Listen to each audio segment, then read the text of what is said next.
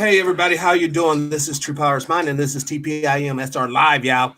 I got Judge Joe Brown on the line with us today. And I'm calling the name of the show The Final Verdict. I want to get the final verdict on the behavior of the judge, the behavior of the trial in general. And the trial I'm speaking of, folks, is Amber Geiger, the Dallas police officer that shot the unarmed black man in his apartment building. Judge, you're still there? Yeah, I'm here. All right. So, just I guess, just in your own words, did you think that that court proceeding was normal? Up to the very end, yes.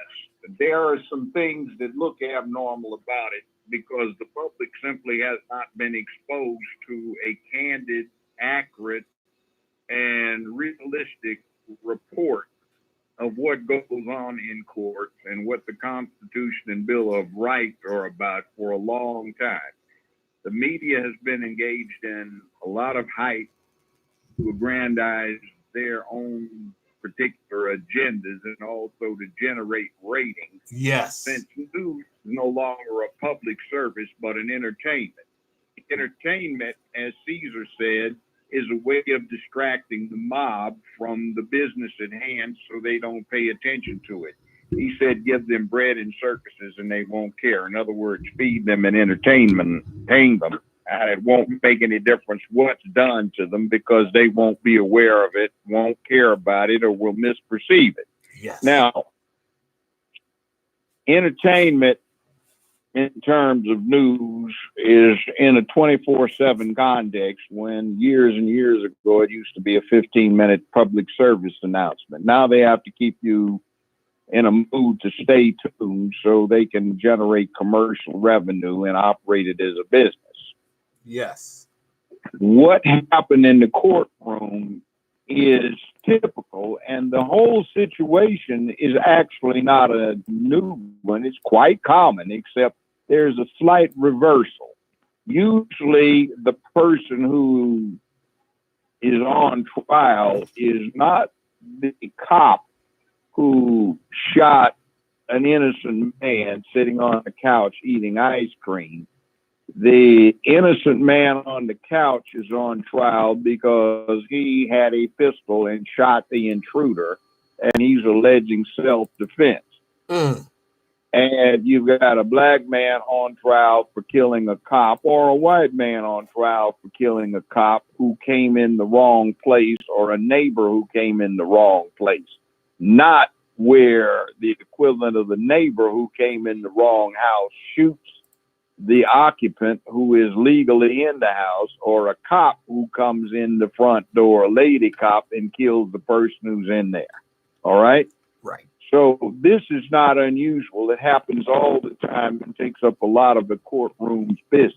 But the public is not aware of that because the news media cherry picks things at the behest of a 23-year-old fresh out of college who is watching the net, and it's slow news day.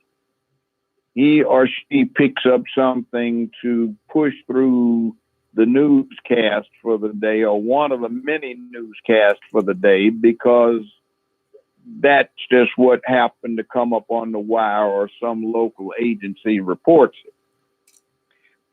Texas is unusual because when they charge a jury with homicides, they don't say first-degree murder, second-degree murder, voluntary manslaughter, criminally negligent homicide, reckless homicide, or involuntary manslaughter, etc., and let the jury find the defendant guilty, and then the judge sets the sentence. Well, what happens in Texas is they find somebody guilty of a form of murder, and then they are required to deliberate on the sentence separate and apart from that.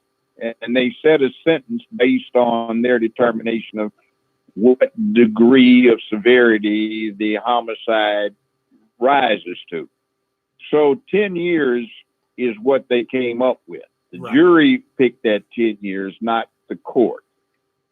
The interesting thing about it is a year ago, last year, I was predicting the people, or when this occurred some while back, I said this was probably one in most states would be known as criminally negligent homicide. And the typical penalty for that is between 2 and 6 years for a first offender, if the judge does the sentencing and not the jury, and 10 is on the high end, actually.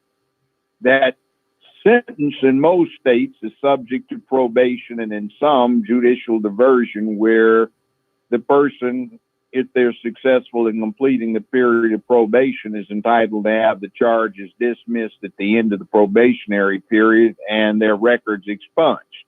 It is not uncommon. What happened is that in this scenario where it is criminal negligence or recklessness to shoot somebody under the circumstances that were developed at trial, because the crucial issue is before you apply deadly force, you are required to make a reasonable effort to identify the prospective target of the deadly force. As a practical matter, it might be one of your children coming home from college unannounced, hoping to surprise mom and or dad, and that works out to be a tragedy. It might be a neighbor on Ambien who is sleepwalking into what he thinks is his house. It may be a kid come to get the attention of one of your teenage children out there, so you don't want to have a tragedy develop. So it's a requirement that you identify the target. Right. There have been criminal prosecutions for an interesting thing that is no longer out there. People are tired of being burglarized, so they set a trap, and they set up a device that will fire a gun if somebody opens the door. And they shoot somebody who comes in to burglarize the premises, but because they did it in a fashion that totally gets away from having to ID the target, they get charged with a form of criminal homicide, and they're usually found guilty. You can't lay a fatal trap for somebody who may be anybody who stumbles in there. Now, you heard this thing that a lot was made of about castle doctrine. Yes. Castle doctrine means that if somebody breaks in your house, you don't have to ID. You should, so you don't have a tragedy develop, but it reduces the identification requirement. That comes from the old common law when it dealt with what was known as a tumultuous entry. In other words, you're in your home and it's after dark, and somebody suddenly crashes through the door or through a window or a portal.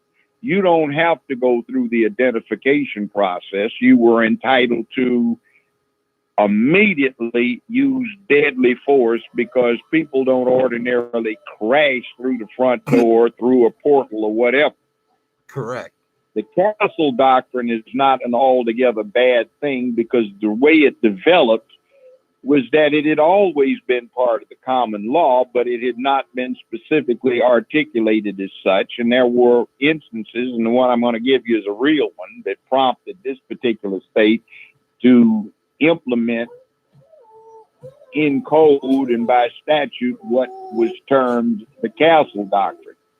A burglar who was armed with a weapon, a firearm, broke into a home with intent to do some severe injury if necessary, or kill anybody that saw him break in to take what he thought was going to be a lot of jewelry. Well, the homeowner heard the break-in. The homeowner was armed with the gun. The burglar took a shot at the homeowner, missed. The homeowner took a shot at the burglar, missed. The burglar fell down the staircase, broke his leg, and sued the homeowner. I've heard about that case. So well, there are a lot of cases like that. So to prevent that kind of thing, over the last 20 years, there's been a rise of articulated castle doctrines where, look, the guy broke in his home. He doesn't have a leg to stand on. If he gets hurt in the process of trying to do criminal activity in someone's home, is on him. He can't sue the guy, can't come back and say it.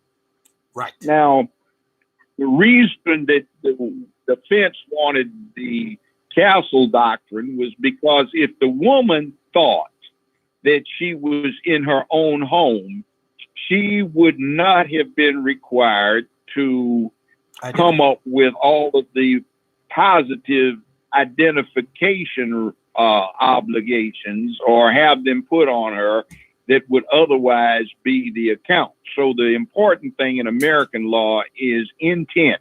What is your mental state? For example, let's say hypothetically in the state, it's against the law to kick garbage cans, okay? Okay. Now, there is a curtain in front of a garbage can and a bunch of flies and roaches on the garbage can. There's no law against kicking roaches. If you try to kick a roach and you kick the can, you haven't broken the law because there's no intent to kick the can. Wow. All right? Wow. So if the person thinks this is their home, even if they are mistaken, if it's an honest mistake, then they're not required to go through all of the identification rigmarole before they may use deadly force. The judge gave this instruction to the jury, relying upon the common sense of most jurors, which isn't always a reliable reliance, to say, no, we're not buying it. Now, why did she do that? If she had not, then the conviction that occurred for murder might have been subject to a pretty good attack on appeal. So it is a good policy as a criminal court judge to be lenient and generous in what you give as a charge to the jury that may have a favorable outcome for a defendant. Sometimes if you are experienced, you say, this is questionable, but I'm going to charge it because I have a sneaking suspicion that the jury is going to convict. And in my opinion, the state put on a pretty good case. So rather than giving a cheap excuse for a reversal on appeal, let's just give them the charge. Right. Now, because often, see, and this is the other thing too, if the judge gives the wrong charge to the jury, there is no limit on how long it can be before that conviction is attacked. Wow.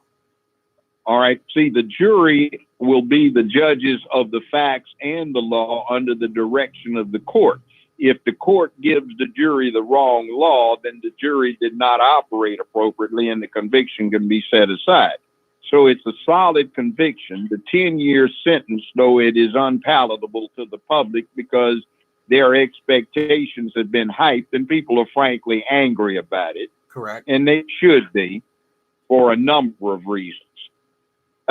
We have had a press that has been derelict in their duty because they are trying to deal with something which is an agenda. They want to suppress masculinity, and black masculinity is most threatening. So this is a white female cop, and of course she must be upheld at all costs. You even got a black state trooper coming in and testifying out of the jury's presence. He didn't think she'd done anything wrong. So there is a gentleman that puts on a show. He's a retired Texas cop. He's black. It's called Behind the Blue Curtain. And he's had his life put in jeopardy on many occasions for exposing this kind of wrongdoing by police departments. There is a lot wrong with this trial. One of the worst of which is when the cops let this woman have her cell phone for about 15 minutes. She could have erased all kinds of things. Wow. Deleted the fact that somebody was in text communication with her, and the federal law on it is interesting. If you send a text to somebody and you delete it within 48 hours, that's the end of it, except what you sent to the person who was the recipient. If you don't delete it in 48 hours, the phone company has to keep a permanent record for 60 days. And upon request, the entire conversation has to be given to the customer. Be careful, guys. If you got a wife or a significant other that you're living with, she may go online, set herself up with the PIN number, and she can go back in and get all of your texts to the side woman in 60 days and get a complete record of what you sent. After 60 days, it goes. But you see, if you erase it within 48 hours, it's not there. So they gave this woman the opportunity to erase possibly crucial evidence. Now, something stinks to high heavens. The other thing is I interviewed the attorneys for the family of the victim Friday on my Friday radio show with Valerie Denise Jones. It's called the Judge Joe Brown Show. She's the host, and she keeps it flowing, so I'm not in the position of being the interrogator. I can say what I have to say and contribute to the conversation of the guest we brought in. Now, I remarked to them, I said, you know what? How did this woman, well, I asked them, I said, how did it come out that this woman got in there? Yes. And they said, that's unusual because there had been many complaints that these automatic doors would not really lock, and all somebody had to do was push them, even though it seemed like it was locked from the inside, or turn the outside handle, they can get in. I said, oh, you've got a deep pocket in the civil suit. Said, yeah, we're counting on it. In other words, there's an allegation that is going to be raised that there was negligence on behalf of the people that ran the structure, that they allowed this to happen because the door locks didn't work all the time. Yeah, a deep pocket. So that might be good for the family. But now there's another thing. A witness for the state, who is the next door neighbor, comes up dead, murdered, shot multiple times, including in the mouth, while apparently he was laying on the ground face up. Now, that gets a little weird. And there was some other stuff that came out in the trial about a red carpet that was in front of this guy's house. Was that a marker? Nobody can question him because he's dead. And some friends don't remember the red carpet, but then there is some statement from the next door neighbor during the trial that there was a red carpet he just happened to have recently put out there. Well, was that red carpet marketing, let's say, if we want to speculate, the target for an assassination or a hit? Cops do pull off hits and they get away with them. Now, was the person that's shown up dead a few days later the actual target for the hit and the red carpet was laid out in front of the first place? Or was he targeted by cops or somebody else, white supremacists for real, for testifying in a fashion that got this white woman found guilty of murder and getting a 10-year sentence, of which it looks like she'll actually have to serve 5 years? All right, well, that's a whole separate issue, and I'm not going to engage in any intense round of speculation. I'm not acting as a judge here. I'm just talking about being an astute person who's dealt with criminal investigation for a long time. I tried 42 murder cases as a lawyer where the death penalty was demanded, and a whole bunch more where no death penalty was requested, and I did a lot of criminal investigation. I was also a criminal court judge in what is the 5th largest criminal jurisdiction in America. It goes Los Angeles, New York, Chicago, Dallas, Memphis, Houston, Miami, Detroit. And I think Houston, which is behind Memphis in absolute numbers, has 40-some criminal courts. We only had 10. We were very busy. All right? Wow. So 5 decades of this, including being the first black man to be the chief public defender for the city of Memphis. That's interesting, all right? You seen so it. I had a lot of business. And I was a criminal trial lawyer for a long period before I got elected as a judge in 1990. So I got elected, I got elected to 2 8-year terms, and I retired in the middle of the second one to do this show after I'd been doing it for a few years by arranging vacation time I hadn't taken in a decade. So there it is. It went for 15 years itself. Now, these are just observations. Now, what I am most disturbed about is the black female deputy grooming this woman's hair as she was being pronounced guilty by a jury. Yes. I am most concerned about the judge coming down off of the bench and her robe flapping open to show that she had on shorts and flip-flops, which is a disgrace, and then hugging this woman and handing her a Bible and telling her Jesus will make it all right.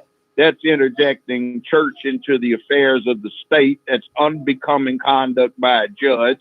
It shows an appearance of impropriety, and it's just not the thing to be done for a representative of the state who is supposed to be, well, a representative of the people who's supposed to be fair and impartial, neutral and detached and appearing to take the side of a person who just got convicted of murder with the family of the victim in the courtroom. Also allowing that brother to come down and hug that woman. He could have passed her a gun. He could have gone down and murdered the woman out of revenge. She didn't know. That's just an inappropriate breach of decorum and protocol within the court. It could have been, what would have happened if the guy had shot that woman to death and the judge had allowed him to go down there without having her bailiffs in security intervene? It was a disgrace.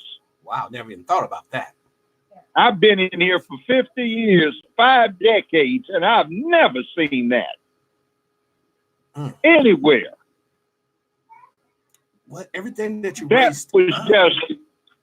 See, the other thing is the atmosphere was bad because it looked like, considering what the police testified to, and some of them said outside of the courtroom where they didn't think she should have been charged with anything. And then the judge acted like she agreed with that. That is preposterous. And then these people from St. Lucia, which isn't even an American province or protectorate, coming in and saying, oh, we forgive them.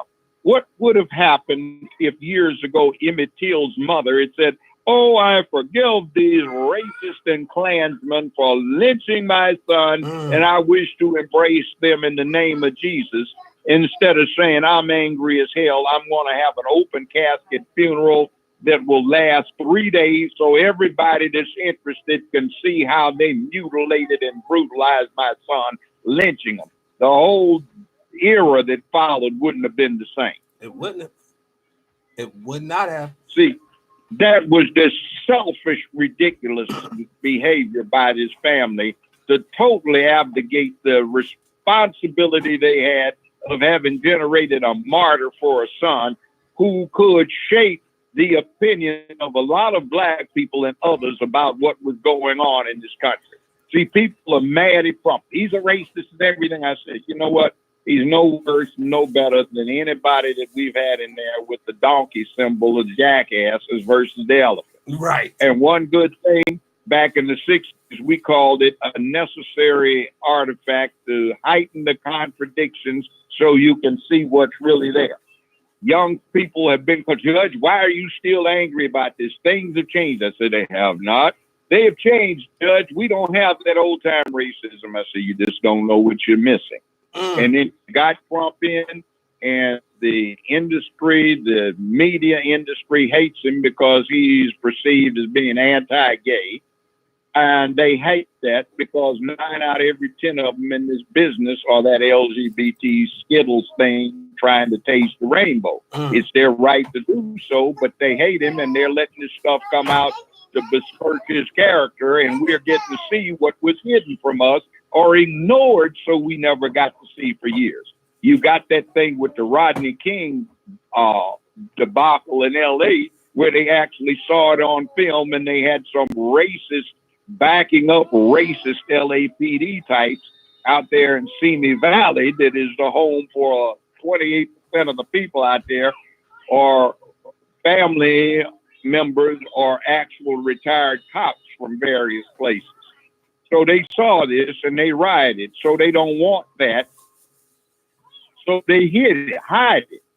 Right. But now it's coming out because they want to get at Trump, and they claim Trump is generating this racism. No, he's not. He's just heightening the contradictions, and this stuff has been going on over and over. Yes. Now, back to a point I just raised about some little 23-year-old in the newsroom saying, oh, this looks like it's exciting. We ought to cover it on the news. For every case you hear on the news that gets attention, there are 20 to 60 cases occurring during the same week that are ignored because they didn't get picked first, or maybe they're not quite as intense in rather grabbing for what the press does. Like, let's go back to Trayvon Martin. We are here in Zimmerman. We are here talking about castle doctrine and no retreat in the law because that charlatan Anderson Cooper, who has an anti-gun agenda and wanted to generate ratings, brought it up. There was no castle doctrine applicable in the Trayvon Martin Zimmerman matter because it did not occur inside the house, a house or home or a dwelling or a sleeping place. It was out on, it wasn't on private property, it was on the streets. So the castle doctrine had no application. The right of no retreat, it was very preeminently important to the case, but you know who had the right of no retreat? It wasn't Zimmerman.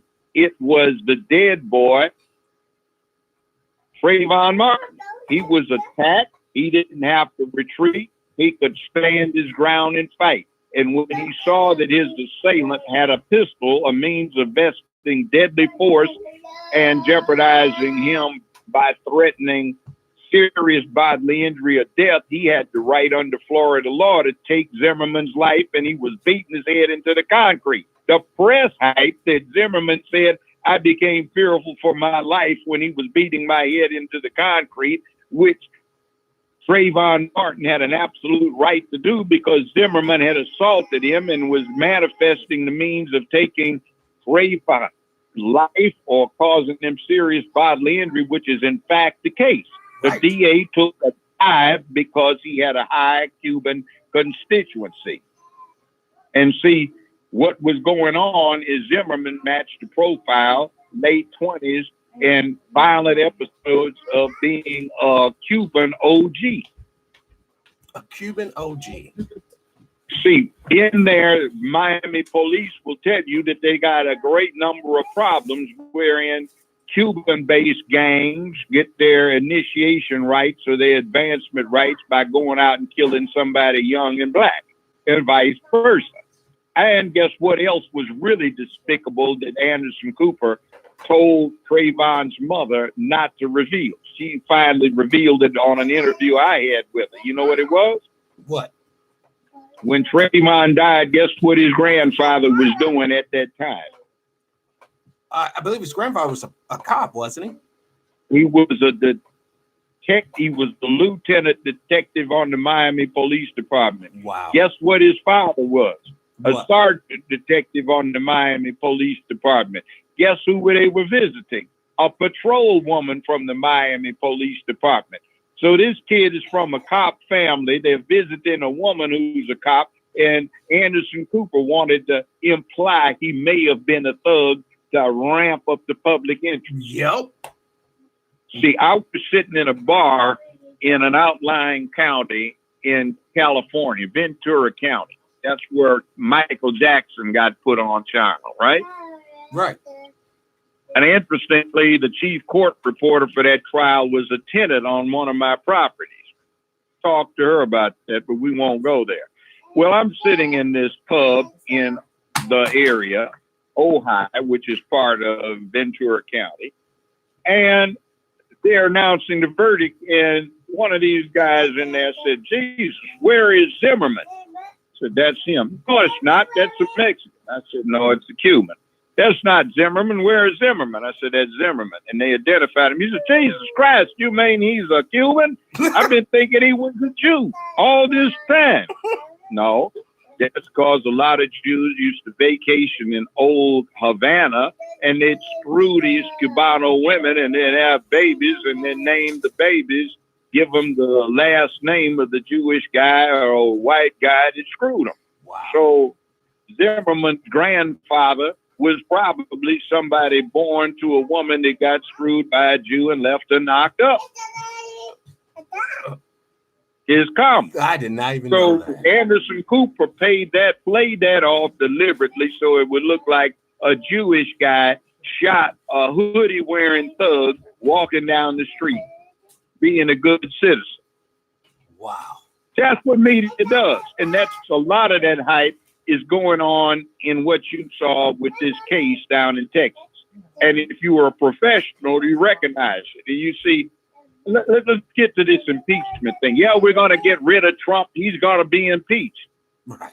It's not going to get rid of it. You're not going to jail. What is it in American law? You're presumed innocent until you're proven guilty beyond a reasonable doubt. Now, let's see. What happens? You get arrested. The Supreme Court says that you can't ask the person on application, job application, if they've been arrested. You can only ask if they've been convicted, because they found even 50 years ago it was statistically impossible for a black man to reach 25 years without being arrested at least once for no cause. So they found it was an article of discrimination based on race if you ask somebody if they'd been arrested, because black males statistically were, well, it was statistically impossible for a black male not to be arrested at least once. And everybody on my generation got arrested at least one time for no cause, and the charges were dropped. I'd ask juries, ladies and gentlemen, the jury, anybody in here who's been arrested, please raise your hand. And everybody in there, black, raised their hands. Now, this is a different question. The state is entitled to get into this, and I'll ask it for them. Anybody who's been convicted, raise your hand. And just a very few would raise their hands. Anybody in this room who has had a relative, spouse, child, sibling, neighbor, or co-worker who's arrested, raise your hand. And everybody raises their hand. Wow. Would you feel that that would cause you to be biased against the state's case?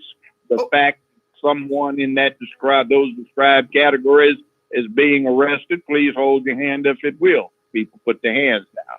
And black people would answer on this thing. If anybody in here feels that they should be excused from the jury, please raise their hand. All the black folk halfway would raise their hands. Now, talking to the lawyers in this case we're talking about, they said they were shocked when the black folk didn't raise their hands. So they had an untypical jury that had blacks on it. Wow. Because they didn't try to get excused. See, a lot of times when we talk about justice is just us, yeah, that's because you didn't pay attention to who the hell was running for DA, sheriff, judge, or whatever it may be. You were too goddamn busy worrying about a baseball, basketball, football game or something, or the housewives, something or another, or the Kardashians, or Pose, or Empire, than you were about who was deciding whether you got locked up, what the terms and conditions of your probation, parole were, bond were, whether you got granted a divorce, whether you got liberal visitation, how bad you got stuck with child support or not receiving child support. See, it's crazy. You don't pay attention to the judges, and the DA may be a charlatan. They got only 19.1% of the city of Memphis is black, and only 28% of the county. Registered voters are black, and are white, and only 28% of the registered voters in the county are white. But yet we've got a DA here elected for the second term who has been declared by Harvard Law Review, the U.S. Department of Justice, the Yale Law Review, the Stanford Law Review, is the most corrupt DA in America. She personally has more findings of prosecutorial misconduct in the whole offices for the L.A. County, Cook County, Manhattan County, Dallas, Houston. DA's office have been total, or the Dade County. It's disgraceful. It's shameful, Judge. What you're describing. I know, but you see, we don't pay attention, so it's just us. Now, you got this conviction because you had blacks on that jury. Yes. And they disregarded it. And see, the implication with a lot of what's so-called ADOS, ADOS, or African American descendants of slavery, and people talking about white supremacy, was saying they disregarded that these black people would do their jury duty, and that they would do their duty as jurors, and they'd get a conviction. Now, the thing about the 10 years, they're bad-mouthing, but they had sentencing guidelines. And under the guidelines, considering what they found her guilty of the type of murder, That was not inappropriate. In fact, it was at the high end. That was all they could give her as a first offender. Right. So there was no life, there was no death penalty option, but they did give No, her the max. they gave her the max that they were permitted to give her for the type of murder that they found her guilty of. So the press hasn't even said that, and it's discouraged black folk, and they're getting on. What happened to them brothers on the jury? They didn't do their job. They kicked her butt under the rules they had available. Exactly. Get your head out of that baseball game and get into the court. The real game is on the court, or it's in the court. There's a game being played, and we're not hip to it. Now, let me say, yeah, you're right. And let me tell you, you know what the number one entertainment of America used to be up until recently? It was baseball. What went on in the courts. No, what went on in the courts.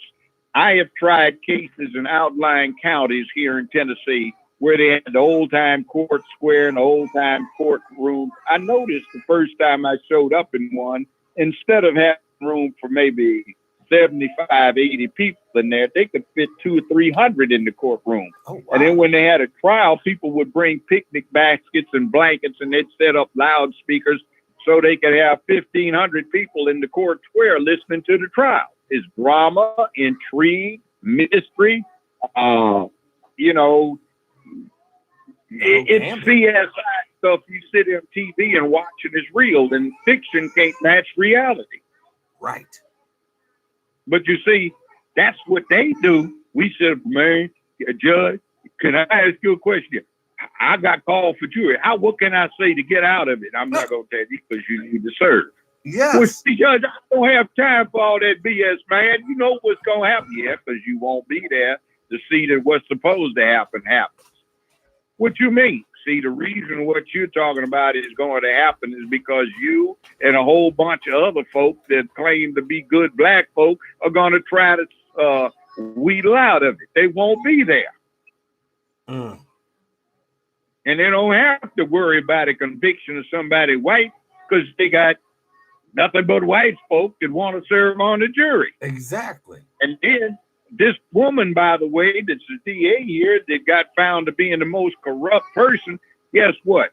This is the largest criminal jurisdiction in America. 90% of the people found guilty in that system are black. And guess what? Every instance where she's been found to deal with prosecutorial misconduct involves somebody white as a defendant and the convicted party. Just think about all of the black people that have been jacked up.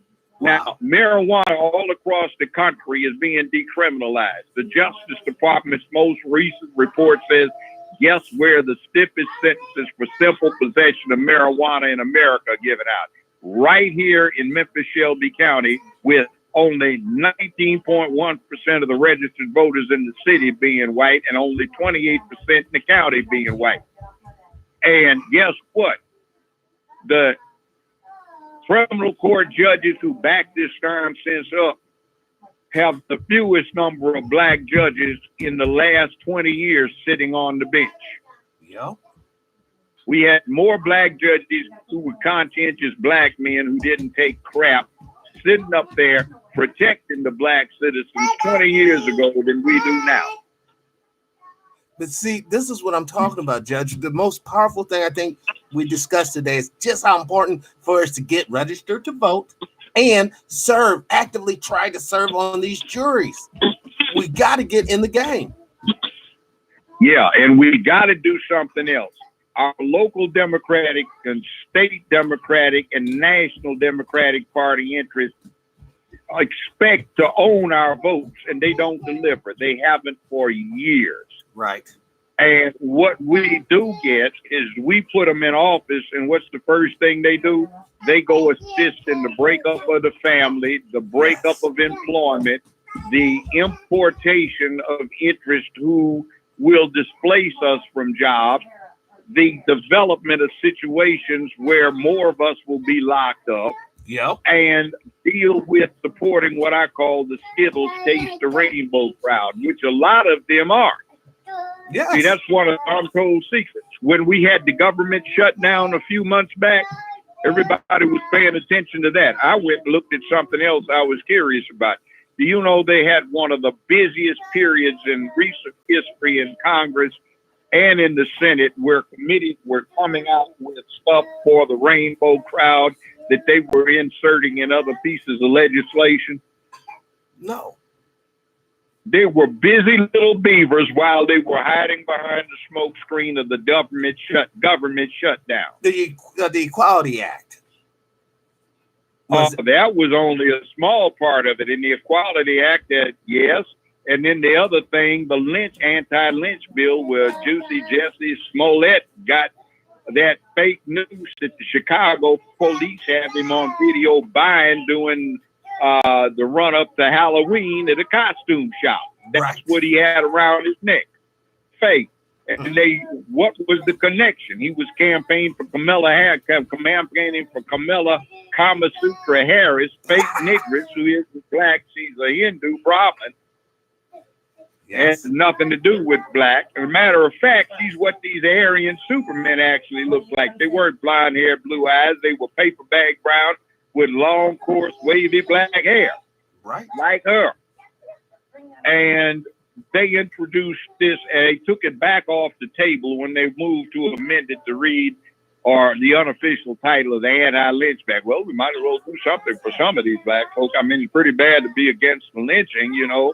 Damn, that boy did get a rope around his neck, yeah.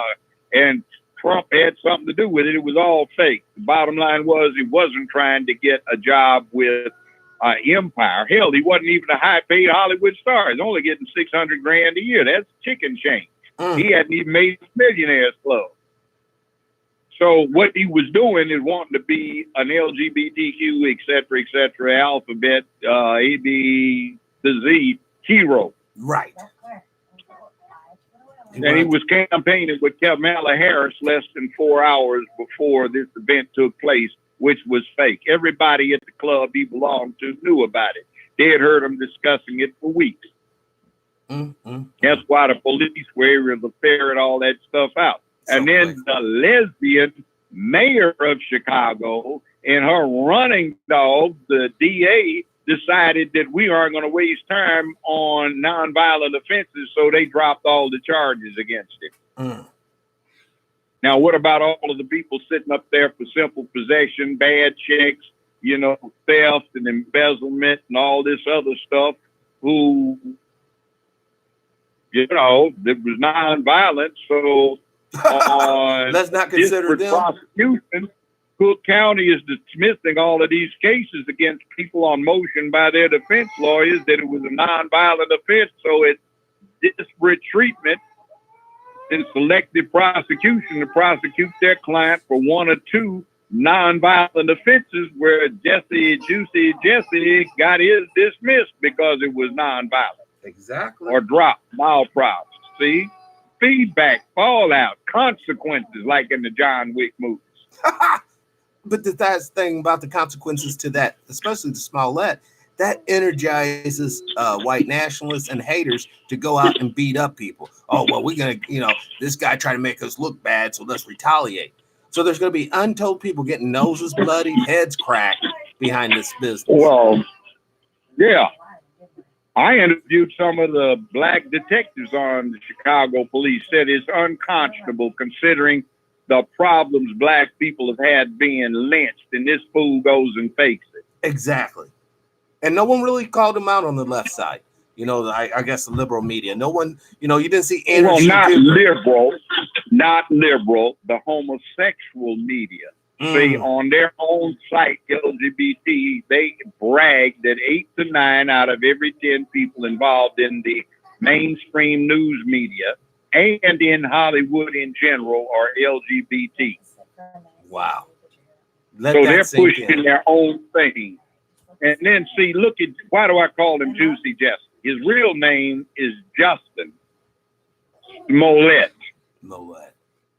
He picked the stage name and he decided to make it Jesse, not Justin, but he spells it Jussie, which is Juice in French, juicy. So I call him Juicy Jesse, and he's changed the way his name is pronounced from Smollett to Smollett, French. So as he gave himself the name, it's spelled Juicy, Juicy Jesse. But you know, that whole taste the rainbow. It's like they're gonna drag you into that, Judge. Whether you like it or not, you're gonna be dragged, kicking and screaming into this rainbow utopia or dystopia. Like, look, you're right. Look at Mel Yoga, aka Malik Yoba. Oh, He's talking about he's heterosexual. He's not homosexual. He likes to deal with chicks with dicks who claim to be chicks. That Right. makes them not. That makes them not homosexual. I said, you got a dick, don't it? You deal with something with a dick, you got a dick that's homosexual. exactly. If you deal with something with a dick who's got a delusion that he's a girl, that he's got a dress fetish where he likes to wear women's clothes, that's still you dealing with something with a dick. You homosexual. Exactly. But he would And all never this admit that. fluid gender, I posted an article on Twitter written by the guy that invented the term fluid gender. He said it was fraudulent because what he did was he used his biases to draw conclusions that weren't merited by the evidence and proof he had. So he's saying it was a lie. It's not true. There really is a gender thing. Yes. And the thing about fluid gender is just a dodge where they took a word that was simultaneous with sex, gender, and they tried to make it through negative propaganda, telling a lie long enough so people believe it is the gospel, and they push it. And then see, the bottom line is your sex is determined by your genitalia. So, you know, all this stuff of letting tranny boys who are misguided, who want to claim to be girls, compete against real girls. Right. I call them XY girls, but better still, let's stop it. You can claim whatever the hell you want to be. But if you got a pussy, you compete in the pussy league, and you got a dick, you compete in the dick league. End the story. But now, Judge, you're being so intolerant. You know, little Billy has a bow in his hair, and now he's Betty. You know, you got to accept that. Oh, Judge. yeah. Well, the bottom line is I wanted to be a pilot, but I couldn't see well enough. So, la-di-da. Blind people can't drive cars, can they? That's true. And another thing I mean, about, we accommodate blind, but we don't have to put our own eyes out to be like the blind. no, we don't. And by the way, you ever been to a football game? Of course you have. You ever been to a basketball game? Of course you have. You see all those people in the stands? They can't make the team, so they sit in the stands and they watch. If you are failures in athlete, you can't claim to be a girl. You sit your ass in the stand. Exactly. You know, back to that Malik guy, and this is a report that I heard a person sent me. Apparently, some of those quote unquote dude chicks were underage that he was trying to mess around with. So that's what he walked off the route for. See, this is complaints to the police. This 13-year-old tranny says, and they want to call it a she, when he was 13 and a minor acting as a homosexual prostitute, which is exactly what it is, dressed up like a girl. Well, one of his better customers, he said, was Malik Yoba.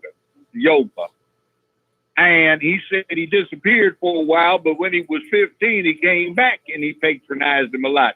And when they were shooting that series in New York, he said he wasn't the only one. I didn't deal with servicing the rest of them, but there were a bunch out there cruising trying to pick up somebody like me. Wow. And guess what? He's still minor when he went to the police and complained. And what was done? Who was the champion? Well, of they got it rights? under investigation. And you see this stuff they got on Twitter, the postings where this, that, and the other tranny read hour for elementary school children in the public library, this, that, and the other trannies reading for the kids in an elementary school. Yes. And one of them, ridiculous, for a kids' hour at a public library, a tranny was stripping, showing his bare behind. No. Now, if a real stripper did that, she'd be in jail. But you can put a tranny stripping and showing his bare butt cheek, rearing all up with butt in the air for the kids. That's the parents are in the background cheering. Sick. And by the way, see the other thing, the connection with transvestitism with pedophilia. Yes. the police coming in and arresting these trannies reading to kids who were convicted sex offenders who weren't supposed to be anywhere near children. What? Yeah, around the country. Oh my God. Now, I'm a grandfather, and I don't like that. No, I'm a father, and I don't like that. I find it disgusting. I got a beautiful granddaughter, and I'm thinking about her, what she'll have to go through not being able to find a man. Grandsons, I'm worried about some pervert trying to molest them. There it is. And you're going to give them free access, and you aren't running background checks? Well, hell, you don't have to worry about background checks on most. But these pedophiles, I used to have them mentally evaluated when I was going to sentence one for child molestation or child rape or something like that. They put transducers on their penises and show them simulated sex, and they wouldn't get a rise out of girls, men and women.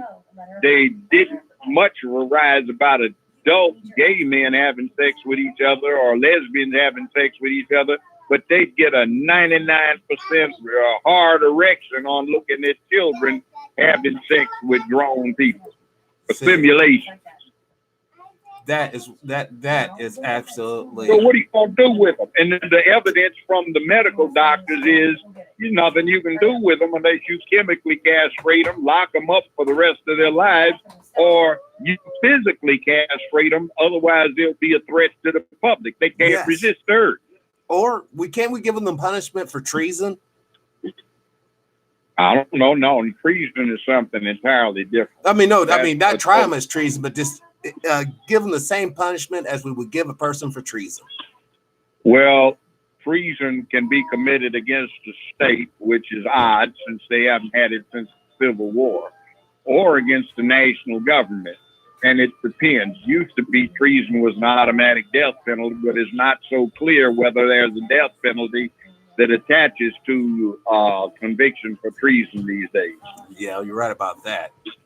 I think the last people who were tried was the Rosenblums, the two that were taking Rosenberg. Yes, Rosenbergs. And they were supposed to have given the atomic bomb secrets to the Russians. Yes, but they had it anyway. What, you think they were like patsies? They may have done something, but there's a lot being discussed historically about whether they got set up and scapegoated. See, there is a thing.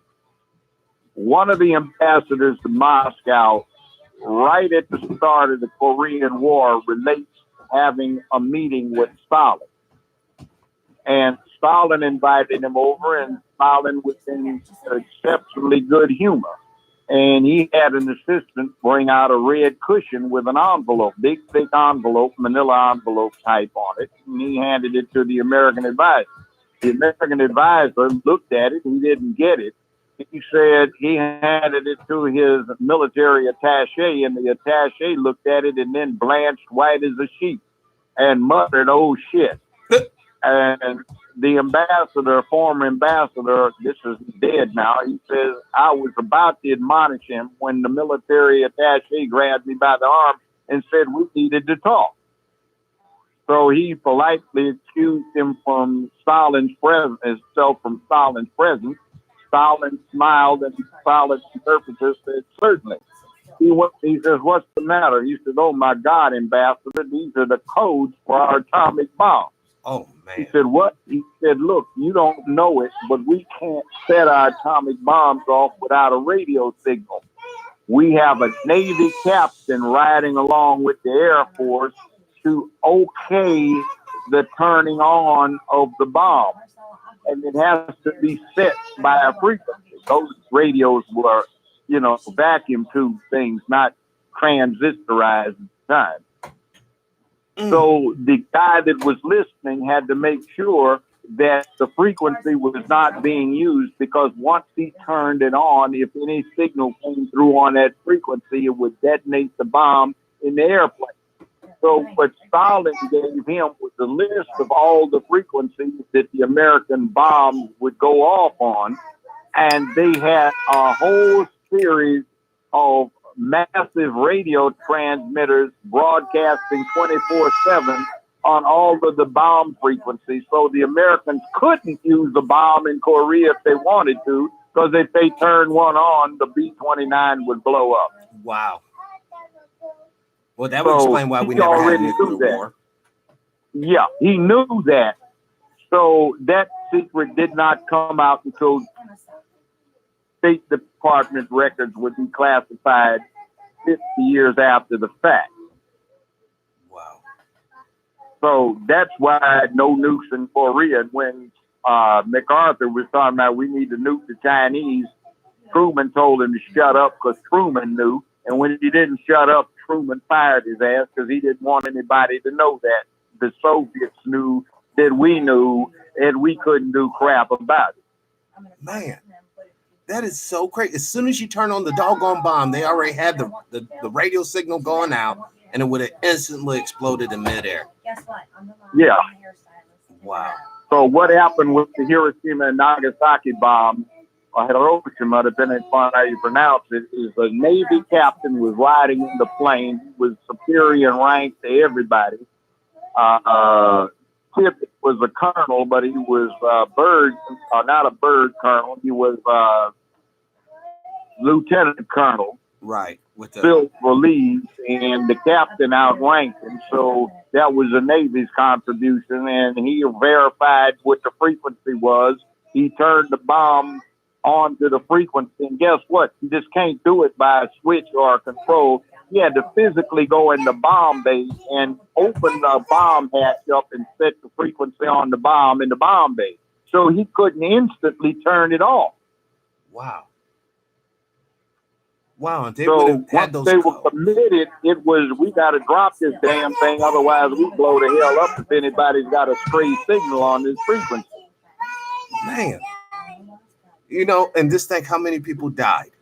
You know, nobody was charged on war crimes because, you know, there were innocent so-called civilians or whatnot. No one got drummed up on war crimes. I don't even know if we actually paid the Japanese people restorations other than... No, we did. Okay. What was going on is, see, the Germans were supposedly civilized. They were white people. Germans would surrender, even though you had some here holdout Nazi fanatics who wouldn't, all right? Right. But once they got deep into the Pacific Island hopping campaign, and they got the Iwo Jima, and then they got the Okinawa, they said, oh, hell. They were predicting that they would have 1.5 million dead U.S. troops if they invaded Japan because they weren't the Germans. These guys were ruthless. Fight to the bitter end. And they just said, we can't fight them. And what they did, in a way, their justification was they gave the Japanese unofficially where you can capitulate without losing faith, because this is something new in the history of war. The Americans have managed to harness the power of the universe to blow you up with some nuclear stuff that was not anticipated. So the Japanese said, we can honorably surrender because the emperor has told us we could, and this is something new that has never existed in the history of man. So this, you know, it ain't no longer a fight. This is just total annihilation for no purpose because you can't win. Actually, they bluffed them because they only made 3 bombs, and it was going to take them about 5 months to make another one. And they blew up one to test it to see if the plutonium bomb worked. They knew the uranium bomb would work because all it was a big cannon. They took a 105 millimeter howitzer, stripped the barrel down, and stripped the breech down so it could work one time. And they had a charge, a howitzer, the propellant charge, that propels a piece of uranium shaped like a projectile into a target of uranium that would set it off. For a while, they didn't think they could do it because it would be too heavy. And then they figured out, wait a minute, this is going to vaporize the thing anyway. We don't have to reuse it. So if it blows up doing it, that's fine. As long as it launches this shell, we're sure it would work, so they didn't have to test it. The plutonium bomb requires a spherical charge of plutonium surrounded by a spherical shell of shape charges, and they did not know if it would work. So they had to test one. Otherwise, if it didn't work, they only had that one bomb, and they were trying to figure out what the hell to do with it. They didn't have enough uranium-235, but they could make plutonium, which they made up here at Oak Ridge in Tennessee. Yes, they did. And those centrifuges. So the shape charges worked. It causes the uranium to be compressed, which caused it to ignite. And by the way, to set off a thermonuclear weapon, a hydrogen bomb, you need an atomic bomb to set it off with current technology. Now, the hydrogen bomb, though, correct me if I'm wrong, that's the one that will blow up and kill off all the people but leave all the buildings, right? No, that's a clean bomb. They haven't been able to make it yet. Okay. They also have antimatter that they've been making in CERN project accelerator that will do the same thing, but it will make a clean bomb. We could have made that, but we canceled our accelerator because some idiot said it would end the world, create a black hole, and all this other stuff. And it was against God. So we have to rely on the technology that the Swiss have. And we can't make antimatter, but they can. So we have to buy it from the European consortium that runs the CERN accelerator. You know, as an intellectual man, do you have any concerns with the USA losing our technological advantage to China? Yes, yes, it's lost already. Yes. The Chinese have 1,300,000,000 people. We have 300 million. Everybody has to go as far as they're able in school or work up to their knees and shit in the human right in a rice paddy. You got your choice. So they go to school. They got 1,300,000,000 people that are the fool. We have 300 million, and we're trying to make it as hard as hell to go to school. Right now, our F-35, which is the most expensive weapon system the U.S. military has ever made, is not really functional because somebody hacked into the system 12 years ago. And we can't remake the software without drastic revision to exclude what they can already do with their hack. Wow. Now, next thing, the Chinese, you remember Star Trek, Beam Me Aboard, Scotty? Yeah. Guess what the Chinese have been doing for the last 2 years? They've been beaming small amounts of matter from the surface to one of their satellites and then back. The Americans verified that they're doing it, but we can't. They can.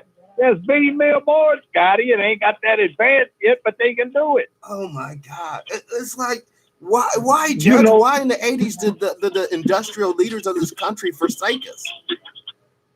We started under the Reagan administration making education priced out of ordinary people's reach. Before Reagan became governor in California, there was no tuition at any California university, state college, or junior college. Wow. And he campaigned on ending that. And he did that, and the movement spread across the country, especially when that fraud got in as president. He was a figurehead. Too senile, probably. So, he privatized they scripted his stuff because he was an actor. It wasn't just somebody wrote speeches. Wow. But we're in a trick bag. You can't afford to go to college now, and everybody in China is going to college. And they have 1 billion more people than we do. Damn. We've got 320 million. They have 1,300,000,000. We only have 300 million. Pakistan and India are catching up with us. Yes. What happens if you have a problem with your computer? You wind up with somebody in Calcutta. This is Steve. Can I help you, Judge, with your computer? Yeah, exactly. Oh, how about your warp drive? Oh, I've heard about that. Can you warp space? The Chinese have verified experimentally that warp fields can be created. The Americans have done a smaller edition of their experiment. Yeah, you can create a warp field. What's that about? For a number of reasons that I understand, but would take too long to convey. I had physics to measure at one time. Right. You cannot exceed the speed of light in space.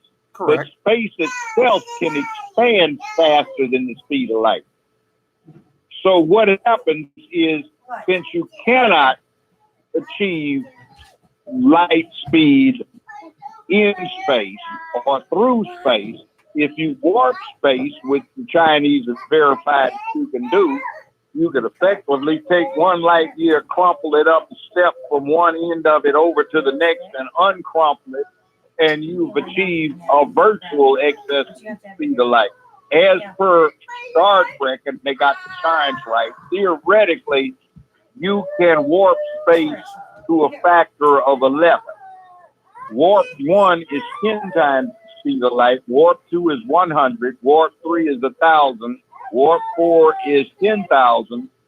Warp 5 is 100,000. Warp 6 is 1,000,000 times. Warp 7 is 10 million times. Warp 8 is 100 million times. Warp 9 is 1 billion.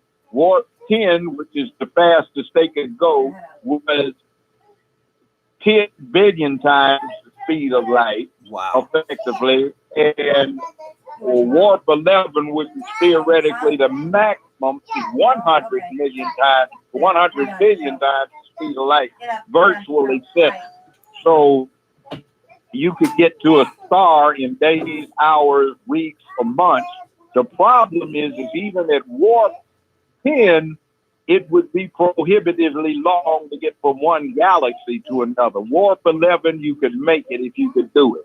But wouldn't you still suffer the time displacement issue? Meaning that if me and you was that would be time dilation. Yeah. Because some things happen close to the speed of light. Distance actually shortens.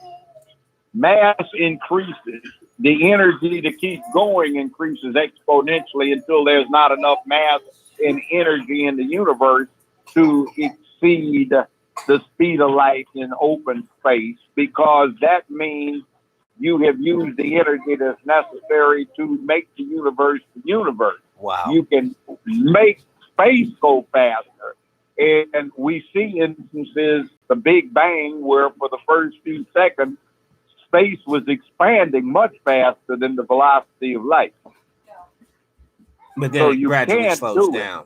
You have to get the energy because it's enormous, the quantities of energy. So antimatter annihilation can provide what is needed to get significant warp factors.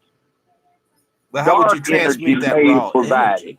That's the whole key. I mean, yes, you can use antimatter, and as long as you keep it stable in the field and it doesn't come in contact with regular matter, it won't annihilate each other. Well, that's what you want to do. In a vacuum, you create a situation where antimatter contacts real matter. It's the total conversion that's more powerful than a nuke. Yes, and it doesn't have any radioactive fallout. But the destruction capability is to such a degree, whatever you target might not be in existence afterwards. So you'll have, you know what I mean? You'll have some problems. You can theoretically control it like you can nuclear energy. Now, here's the other thing too. The technology that's necessary to move to that point requires a certain amount of theoretical physics advancement. We need another Einstein. Maybe a couple. Literally. See, all of these advances, we had Isaac Newton, then we had Einstein, and then we haven't had another one since. Einstein was a brilliant man, and what he did was come up with the theory of relativity, which is interesting. He said the correct way of approaching something depends upon the circumstances relative to a frame of reference. That can change. Like, for example, he said, if I'm sitting in my easy chair and I fall asleep and the windows are all closed, I don't know whether I am sitting on the planet Earth's surface, being attracted by a gravitational pull of 1G. I may not be on Earth. I may be accelerating in a vacuum far from a planet the size of the Earth at 32 feet per second, or 32 feet per second squared, and it would feel the same. So gravity can be taken as an attraction or as an acceleration.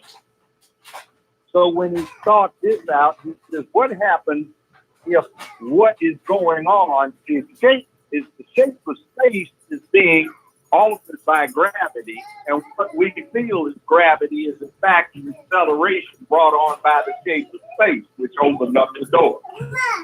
So he came up with the theory that it's not E equals MC squared.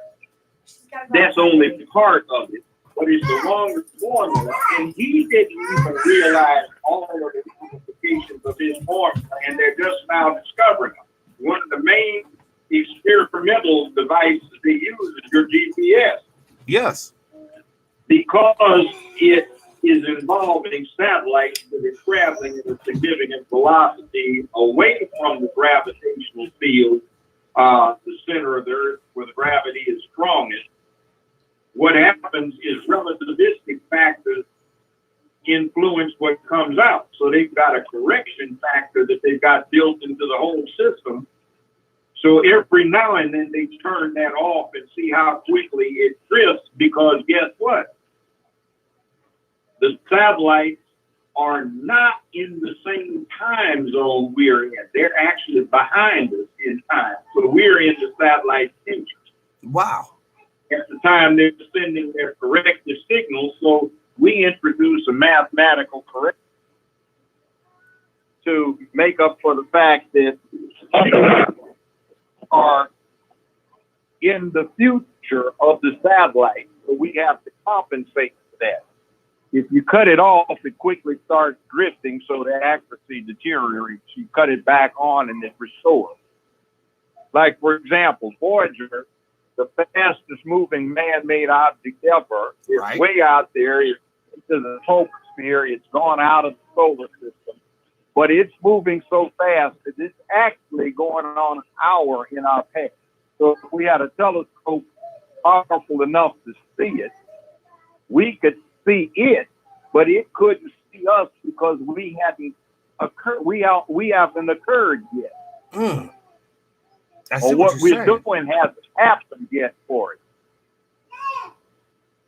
When we think all kinds of stuff. But see, that's the stuff of the future. That's the stuff that we should be striving for. We shouldn't. This is not just good enough to be down here in this present state. We need to be in the stars. That's what the Chinese are working on, and we're running out of people. See, yes. America we got Jews who came in fleeing the Nazis before World War II. Then after World War II, we got ex-Nazis.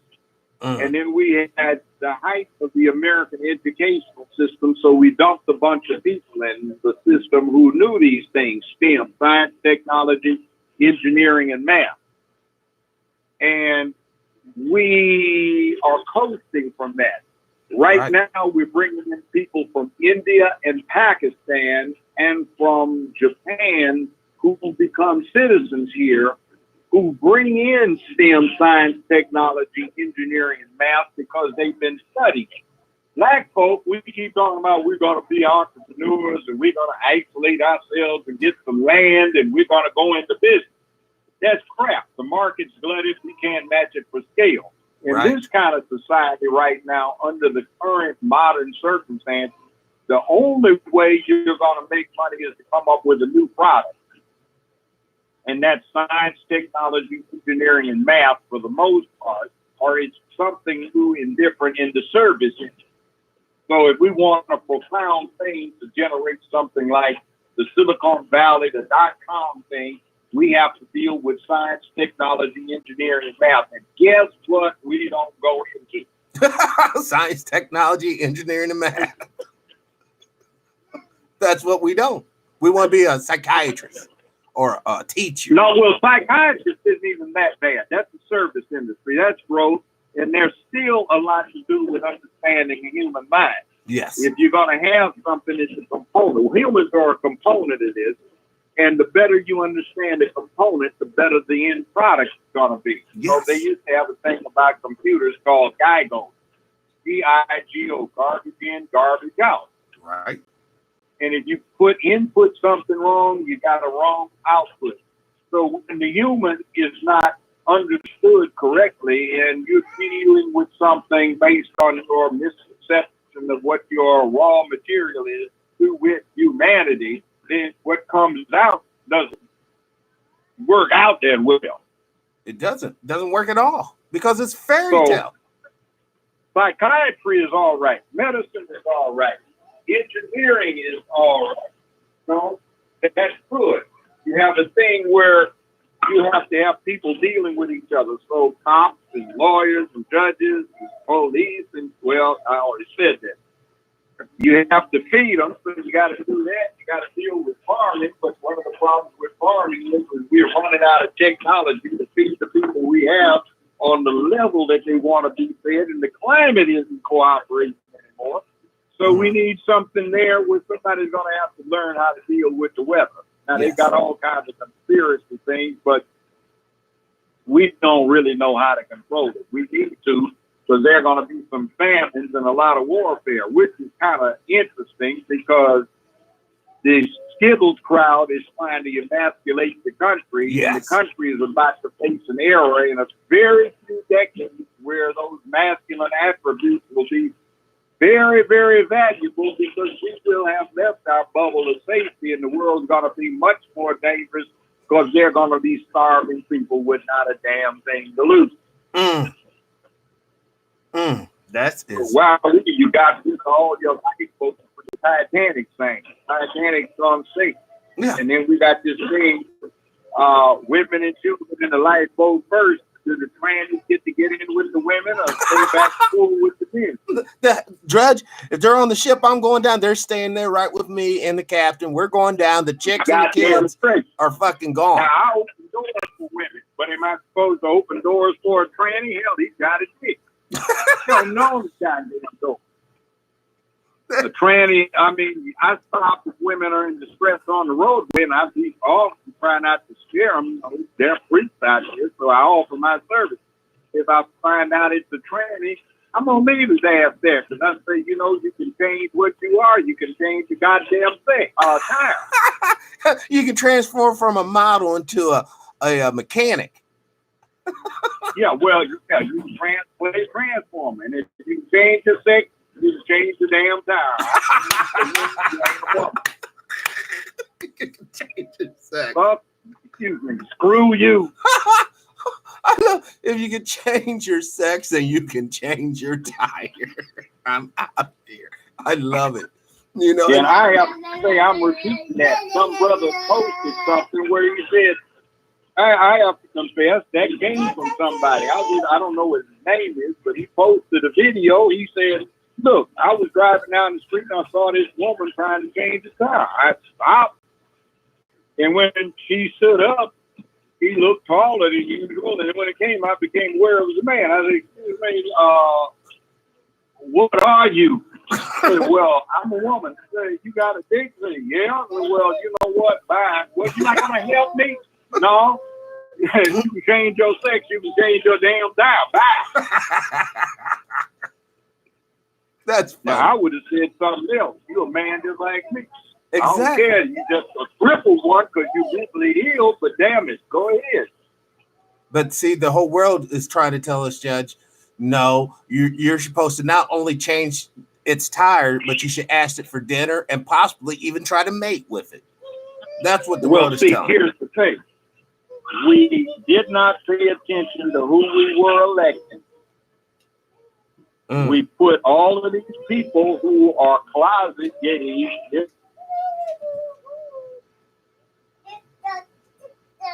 Hello? Uh-oh. What happened? Hold on 1 second. The phone dropped for some reason. The mailbox belonging to 32. Damn it, the phone dropped, y'all. Incoming call. Here he is. Hello, Judge? Yeah, man, isn't it funny the phone cut off there when it did? I was like, I tried calling you back and went right to voicemail. I'm like, what happened?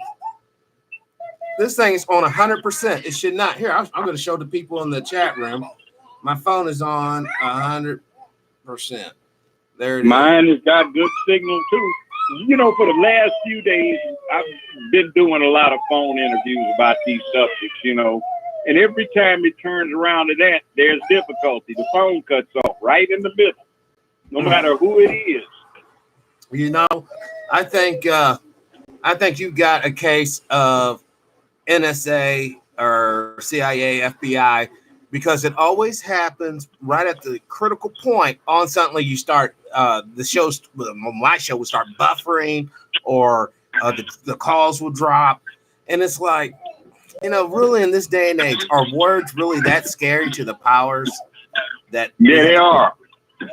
Here's what it is: Goebbels, Joseph Goebbels, Joseph Goebbels, the Nazi minister of propaganda, said, "We must rely upon the lie. A lie told once is a lie told 1,000 times. It is the truth. A lie told long enough and loud enough will be believed by anyone. If you tell it under the right circumstances and often enough, the lie will become the truth to people that they will defend vigorously as a belief."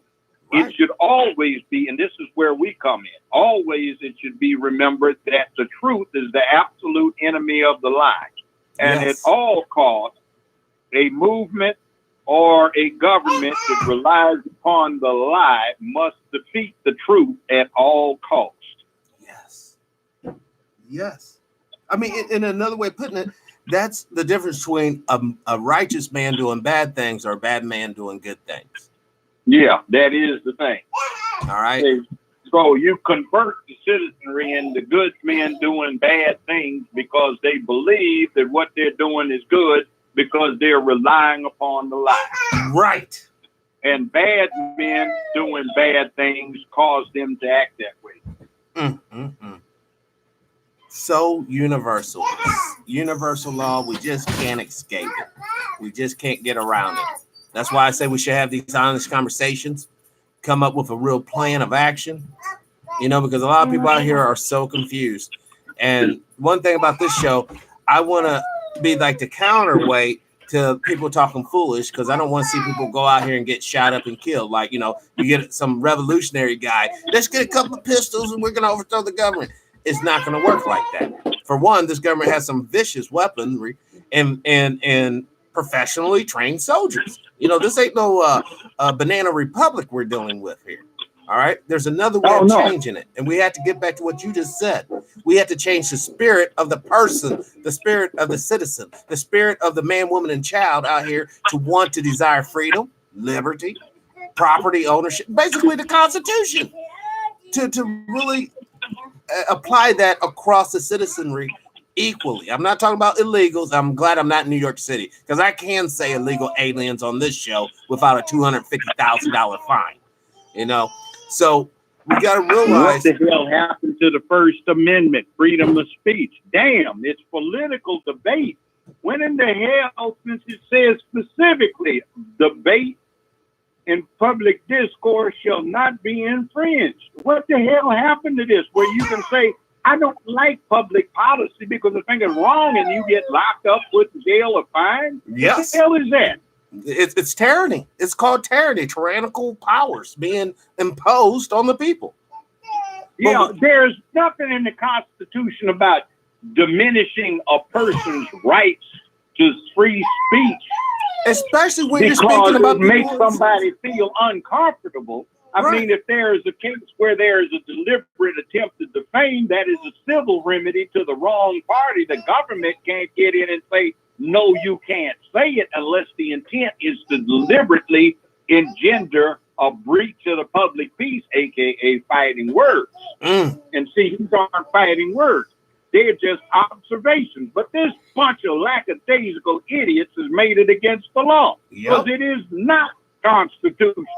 So they make set up so somebody's going to have to go through the pain and the behind that one of them would like to impose by taking it out and sticking it in them, and go all the way up to the Supreme Court to get that crap declared unconstitutional. Well, Judge, they haven't done it with stop and frisk, which in my opinion is totally unconstitutional. Just walk, because they're not stopping and frisking people coming out of Wall Street, the damn real criminals. No, they're going to target Pooh and Ray, people who look like me. Would you like to hear the legal rationalization that's been around for a long time? Yes. The legal rationalization is the officer is a representative of the state. If he has reasonable suspicion, he just can't do it because he's got a hunch, but he has to have reasonable suspicion that can be articulated to an independent and detached person, to wit, a magistrate or judge, or any other reasonable person who is not intimately familiar with the circumstances, that gives him something above a mere suspicion that something wrong has been going on. At that point, he is entitled to and required to, on behalf of the people, to investigate. So when he investigates, he's entitled to protect himself. So if he has to bring himself in the conduct of his duties into the presence of someone that is a potential suspect, he's entitled to frisk that person down to see if they're armed. That's it. Now, wasn't that called a Terry stop? Yeah. Okay. That's for his own protection. Now, what's happened is there has been a tension between those who support full realization and implementation of the Bill of Rights and those who say those are inconveniences. Now, here's where we have a problem today. We still have the residual from the old way, and the old way was the right wing only gave lip service to the Bill of Rights and wanted it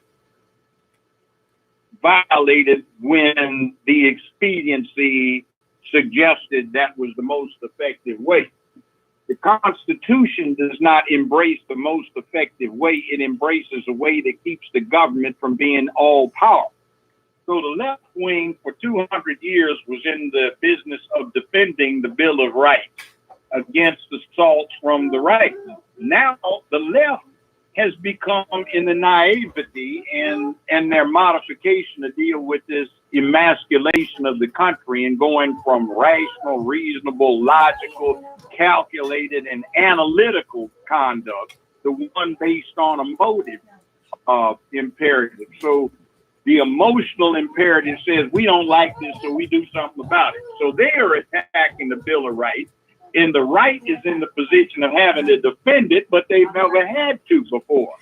So we get a really weird defense of the Bill of Rights, and the roles have shifted. I guess just like in society, gender roles have shifted. Yes. You know, I guess strong women, weak men. Yeah, in other words, the left has become the implement of the Gestapo-like tactic rather than the right now. Right. But my whole thing is, Judge, how come illegal aliens illegal, but I still can call you a nigger? And well, no problem. I can't give you too many details because at the time I was still practicing. A close friend I've known for a long time has a son, late 30s. And the son lived in a pretty nice home. He had a lot of gay neighbors because it's out in LA. And they didn't like him because they knew he was a straight man. He refused to put up a rainbow flag when they were having Pride Week, I think was the impetus behind this thing. So they would come by and have their dogs crap in his yard. Now, Los Angeles has an ordinance that says you have to pick up after your dog. It's an offense if you don't. But they would deliberately bring their dogs over to crap on his lawn. So he got tired of it. He was watching out the window one day just by chance and saw them coming out. So he came out and started yelling at them. Well, they did that on purpose, and they were recording it on the cell phone. So what's on the cell phone came out. They called him a nigger. Wow. And he said, well, you goddamn fags, F you. So they come in and they get him charged with hate crimes. They called him a nigger, but that's not a crime under California law, but calling him a faggot is. Yeah, that's so he got prosecuted. He got convicted at a bench trial. He got sentenced to 30 days with it suspended, 1129 probation, 250 hours of community service, and a $2,500 fine. Wow. So, yeah, it's not fair. You know, what did Orwell and the Animal Farm say? The mantra was all animals are equal. And then eventually the pigs who got control said all animals are equal, but pigs are more equal. Yeah. Well, pigs are more equal. Yes. And they are pigs. I cannot believe that, man. That really upsets me. What happened to that brother? Fuck you, nigger. Well, fuck you, faggot. And then I get locked up. That exactly is so personal. What happened. And it was recorded, so there was no doubt about what the dialogue was. You see, that's the game. And for everyone running around here, oh, racism don't exist, blah, blah, blah. We're giving you tangible evidence and tangible examples of how indeed it really does exist. Because if it did not exist, then guess what? Those homosexuals calling that brother a nigger, their asses would have been in trial too on a bench and have to do the restitution just like the brother does. And the truth of the matter is, neither instance should be a crime. Exactly. It's called freedom of speech. Freedom of speech. In fact, I want to know that you got hate in your heart. I want to know that you got all this garbage because you let me know through your freedom of speech. So I won't deal with you. I don't need no knife, no Brutus ready to stab me in the back. I think this person's cool, but deep down, you know, he's sitting there saying he hates my guts, but he won't say it out loud because he understands if he does, there's legal consequences. No. That's not how you build social cohesion. That's not how you have men fighting in trenches eventually when that time comes. If we don't get unified here on the street level, dude, you know what? I suggest you all start learning some Chinese. Seriously. Because that will be the language of the future in the business in the future. That'll be the language of high technology. That'll be the language of basically progression. Whereas English will just be a Rudy Poot old European language that's, you know, just like Portuguese. At one time, it was pretty important to kind of know Portuguese if you want to sell around the world, or Spanish. You want to sell around the world because they had predominant, you know, huge navies. But just like their empire shrinks, this empire is shrinking too, and the United States is an empire. Well, yeah. See, what happened with Spain? Spain used to rule the world because they controlled the seas, and Spanish was the language that everybody needed to know. Right. What happened? Catholicism stifled further scientific development. Science, technology, engineering, and math. And they fell behind to the British, who took control of the sea. So what happened is Englishmen smoked fluent French if you were in politics or the leadership positions. French was the language of expression, love, and whatever. They also spoke German because English was a Germanic language, and a lot of the upper class English knew German, but German was the precise, exact language, and it was the language of science. But they all fell by the wayside. 100 years ago, Britain was where we are right now, but because they neglected science, technology, engineering, and math, and started emasculating the country and getting, you know, the effete, snobbish Englishmen, yes, which became stereotype. I said, you know, understand that, but, you know, this kind of thing. And TED time, you know, do tell. So they fell, they lost their empire, and two members of their empire, Pakistan and India, are now much more powerful militarily than they are, and they're third-rate power. Fourth-rate, actually. If you put China and U.S. on the first tier, Russia coming up on the second, maybe England on second. Maybe you throw in the Euro Union with their alliances on the next. You got Britain, who dropped out of Brexit. They're down on the fourth rate because India and Pakistan are ahead of them.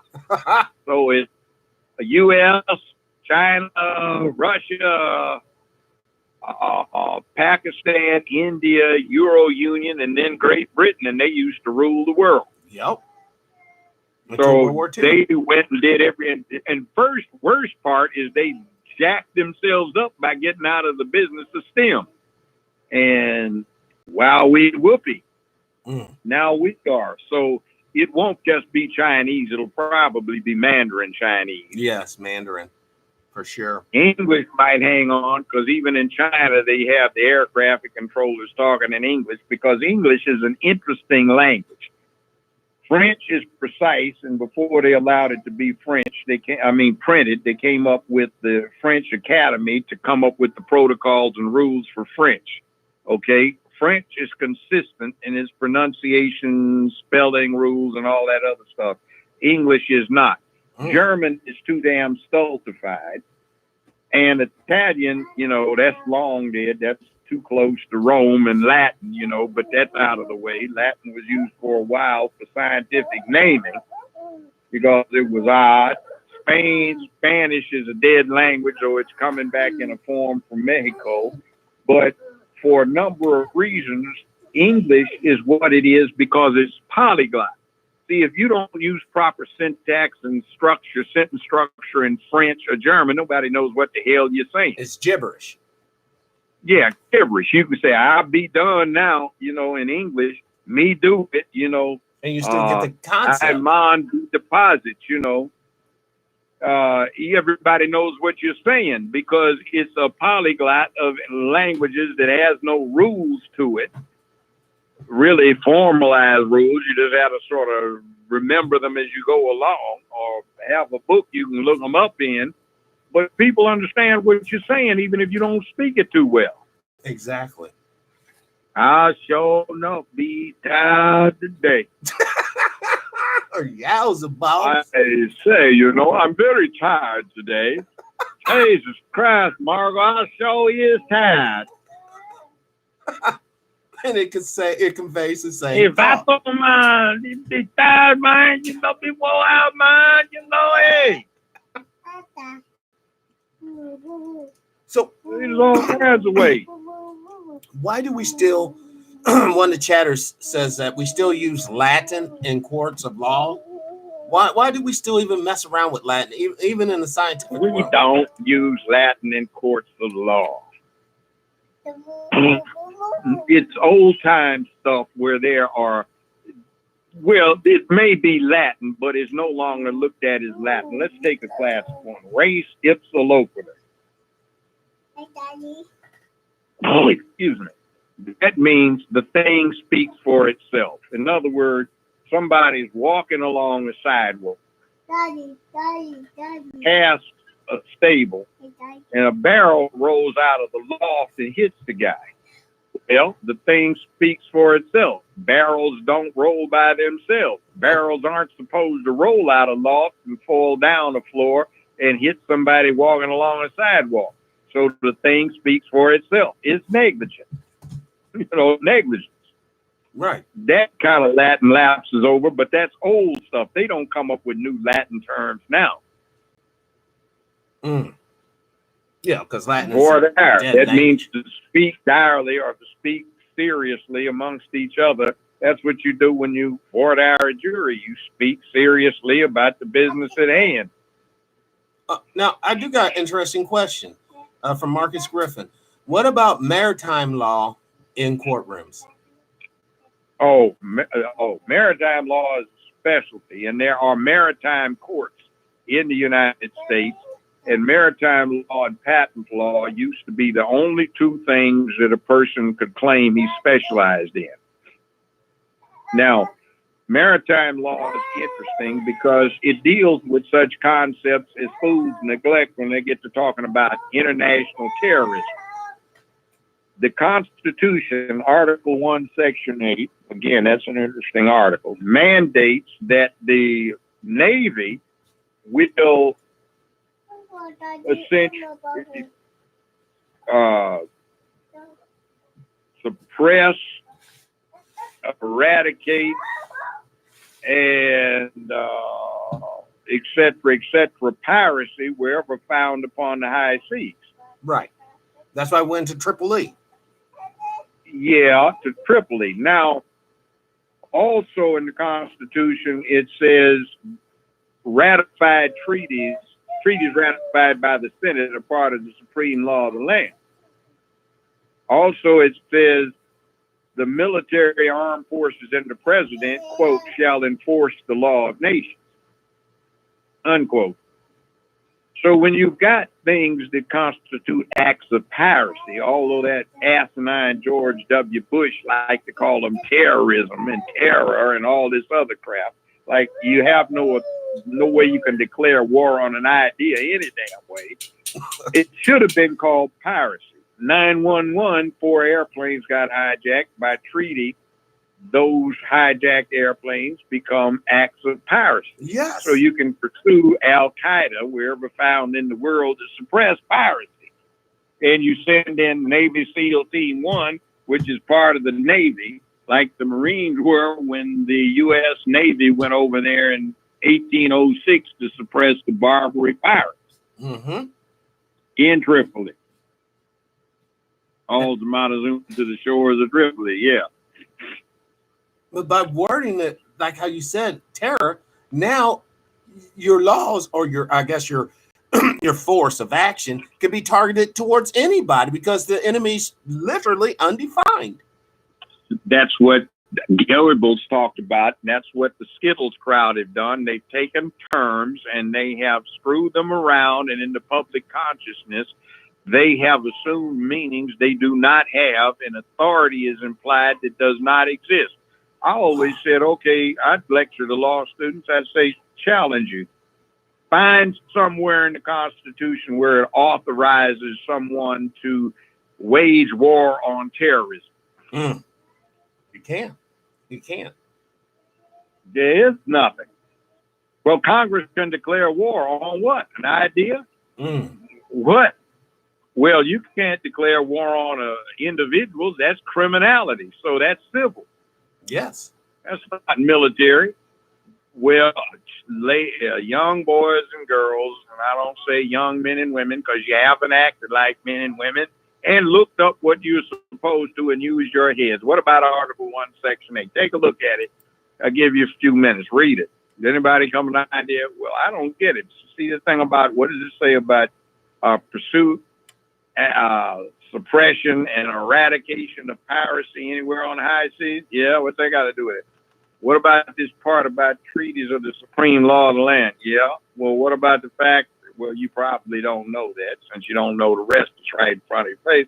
What about the fact that the U.S. has treaties declaring that hijacking airplanes is piracy? Light bulb go on, anybody? That have anything to do with 911 hijacking? Yes. So when they hijacked an airplane, that's piracy. Well, when did they ever do that? Anybody heard of the U.S. Marine Corps? Yeah. What's the hymn from all the mountains? Yeah, that shores of Tripoli. That's them fighting piracy, which is mandated in Article 1, Section 8.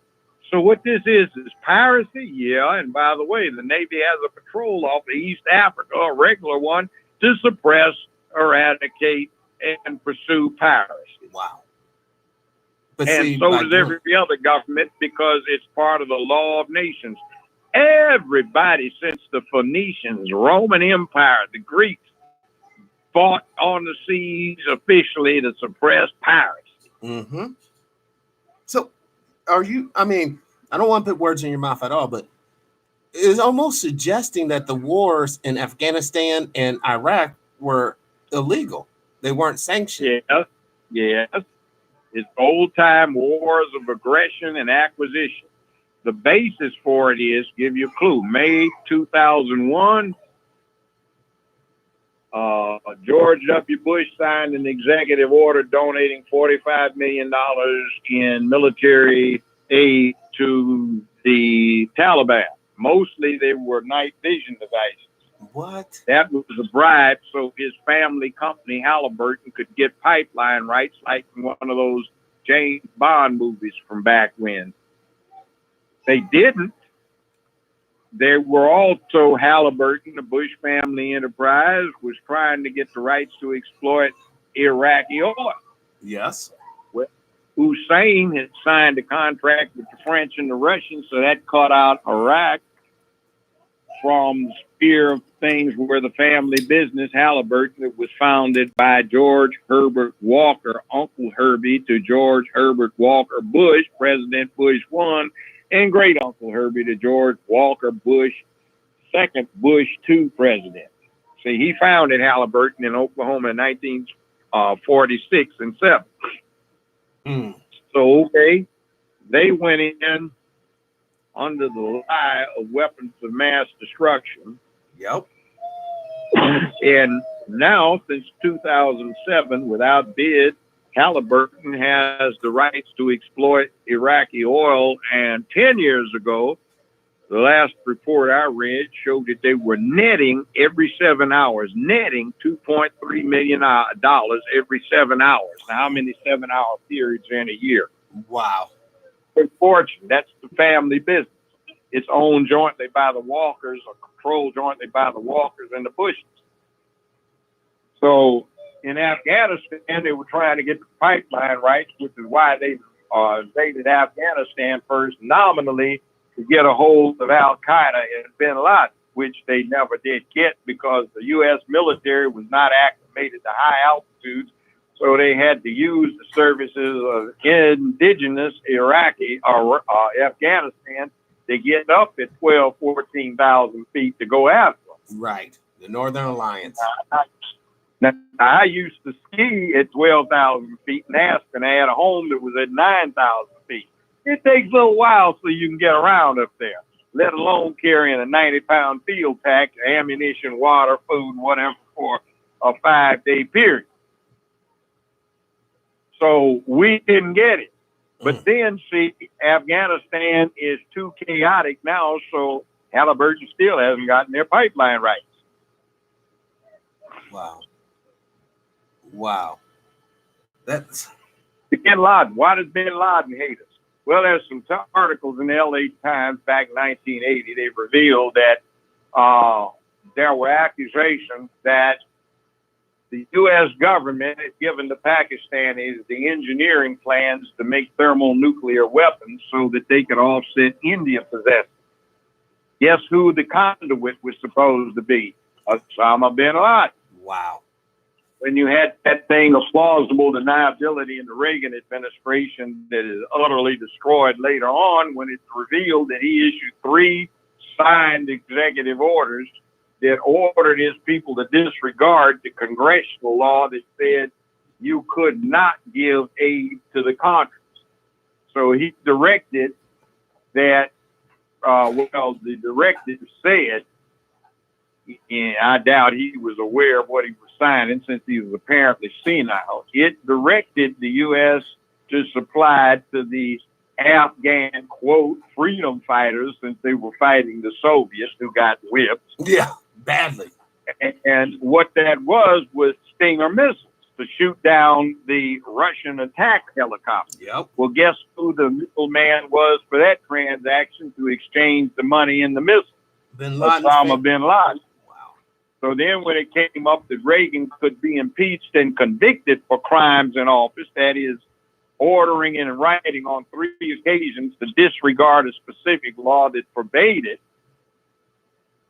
well, they needed plausible deniability, so they arranged the scapegoat, Ollie North, and the congressional inquisitors arranged to overdo things, figuring that either North would be pardoned, or what would happen is that they did it overboard, and on appeal, those technicalities they derided so much at the times would be used to say, nope, you violated his rights, the conviction's got to go, which is what happened. So they got rid of that plausible deniability, and they tried to assassinate bin Laden.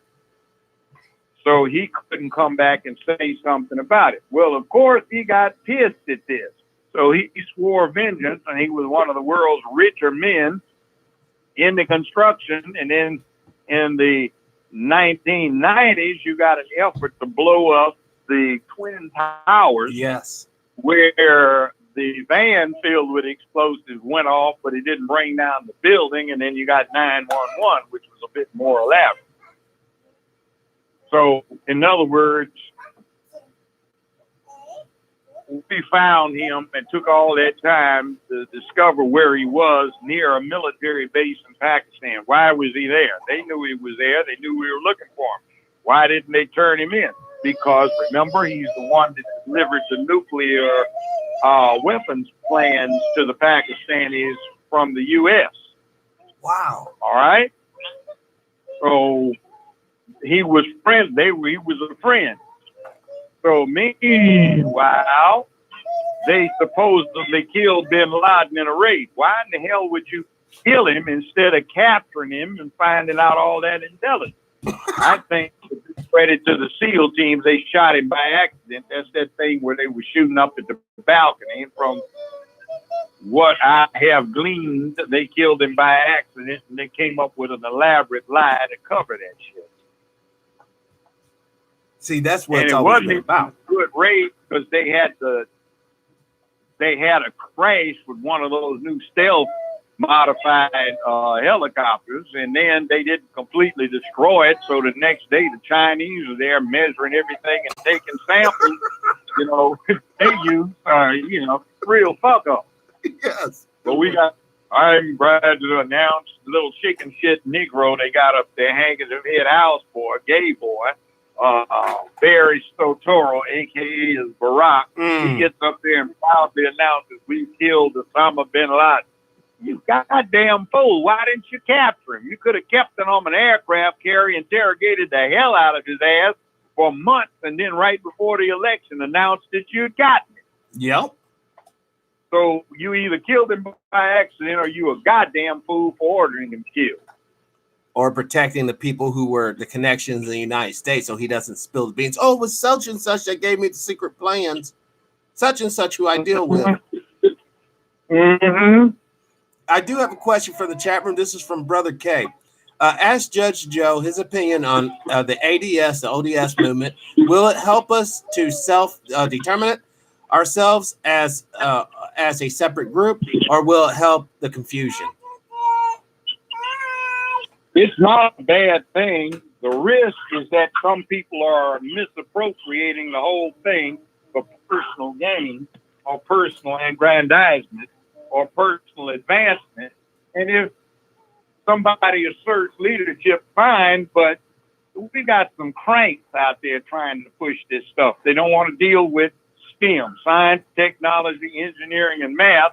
And they want to talk about all of the science that made nuclear bombs, put people on the moon is untrue, that your cell phone doesn't work. This is just magic. The physics dictate that it works. That's not true. And your flat screen TV is a lie because it's just magic making shit move around on the screen. That's untrue, and it's all a conspiracy. Yes, that's... and then they're coming up right now. They're saying Native Americans are not the first occupants of America. It's black folks, and they just guys that they didn't bring us over here from Africa. They found us already here, ruling the Indians. I've even heard stupid crap like that. Come on. And let's get back to it's a movement designed to advance the interests of American descendants of slaves. But you see, too many of the people in ADOS were glorifying Barry Sotoro, a.k.a. Barack Obama, and he wouldn't even qualify for the reparations everybody wants. Thank you. Reparations would be a good thing, but too many people doing ADOS are talking about, we won't get free until we get reparations. What the hell? If you're dependent on that, you're lost.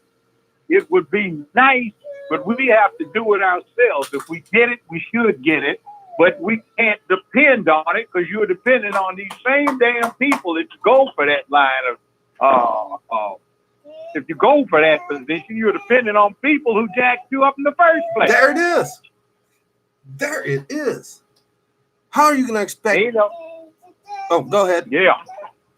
I'm just saying, we have maybe, I looked at it as I was at one time going through a complicated explanation of why Barack Obama was bullshit. And I just said, well, okay, maybe, and when I saw Ada, that's it. He's not a descendant of American slaves. Right. He has none. He didn't have our experience. Seriously. He was raised in the influence side. Well, look at the fraud that they've got. You know who the richest president we've ever had is? I told you. Yeah, I know. Yeah, it's Barack Obama. He's the richest president. He makes Trump look like a pauper. But can you explain why, Judge? For the new listeners, can you explain why he's the richest president? Because his adoptive daddy, Lolo Sotoro, was executive vice president for Standard Oil. There it is. Standard Oil wanted to get into the oil reserves of Indonesia, so they fronted him off, so he started his own oil company. He also happened to run the death squad for the Indonesian army, so he had muscle already. He was cooperating with the CIA to do their assassinations in the Southwest Pacific. He hooked up with Herbert Walker Bush, rather, when that gentleman was running the CIA under the Ford administration. They both had common interest in oil, so they've been family friends forever. And when stepdaddy / adoptive daddy died, he was one of the richest men on earth, and he left everything to an Indonesian trust fund with 3 equal beneficiaries, Barry, a.k.a. Barack, and his 2 half-siblings. So Business Insider reported his net income for 2017 after taxes, expenses at over $200 million. Trump didn't even have that net income. Wow. And for last year, they said he had an increase of $320 million. So this guy brings in $520 million net. And nobody in the country brings in that kind of net, because you expense it out, tax deductions and everything. And that's after tax. Wow. That works out at more than one. Really, you get down on a 50% tax basis. At worst, that would imply that if you have that kind of net, you made over $1 billion. Damn. See, people are billionaires, but they don't have income of $1 billion. No. And this fraud has got all of that oil income coming in, all of that investment income, of Goldman Sachs that he protected, that Hillary got, what was it, $26 million from in 14 months. Wow. She claimed 13 million, but the tape that the Russians supposedly hacked showed 26 million. She lied. You get this situation where this fool got in there and made himself rich. See, I don't like Trump, but I gotta say this. We've got the lowest unemployment rate now that we've had in the last 50 years. It is like 3.2 or 3.4%, depending upon who you listen to. That hasn't been that low since the Johnson administration. Yeah, under all of the other presidents, Wall Street went up and down, but Wall Street doesn't fall out on us. It's no longer an investment thing. It's a gambling casino where volatility of stocks are encouraged, so they quickly go up, quickly go down. So when they go down, you can buy them, and when you buy them, they drive the price up. You can sell it, but you don't even have to do what you used to do. You can do it by computer. You can do all of the above in a few seconds. So if you've got the access to that, you can get on the floor, and you got the algorithms and the staff. You can make a damn killing on Wall Street, but nobody gets anything out of it. Right. I mean, the government gets a little capital gains money, a little bit, you know. No, you know, yeah, that's where you make the money, is buy, sell, trade, and use it for leverage to buy, sell, trade. Oh, you never pull the money out. You always kind of keep it in the system. I got you. And it's spread it, and you can leverage it, or you can spend it because you've sold it. But see here, look, Standard Oil 100 years ago, 1919, what was it? Common stock average during the year a price of somewhere between $12 and $15 a share, right? Wow. You got a dividend income that was on average for the 4 quarters they distributed it for about $2.50 a share for the year. Okay? 2 years ago, last I looked at it, the successor Exxon for common stock, $150, $160 a share, right? Wow. Gone up 100 times. You know what the dividend was for the year? What? 38 cents. What? 38 cents. That's all the dividend was. CBS went through a thing where they manipulated their stock and they announced that the dividend was going to drop from 23 cents down to a nickel, and the executives of CBS went and bought wide a few $100 million worth of shares. The executives for CBS had this purchases financed, no interest if they paid back in 30 days. It dropped the share price from $68 a share down to 32. They cleaned up at 32. That drove the price up all of this massive buying. And 2 days later, within 48 hours, the executives all sold their stock, and they didn't sell it for the 32 they bought. They sold it $64 a share. So what happened is they got $32 on their on that $32 investment.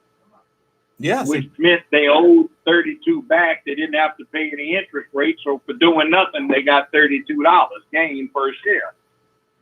Holy smack. Yeah, that's how you work it. And we're talking about fallout from that, and Obama's holding this little gay ass up there grinning at us, you know, after chain smoking and got nicotine all over his face.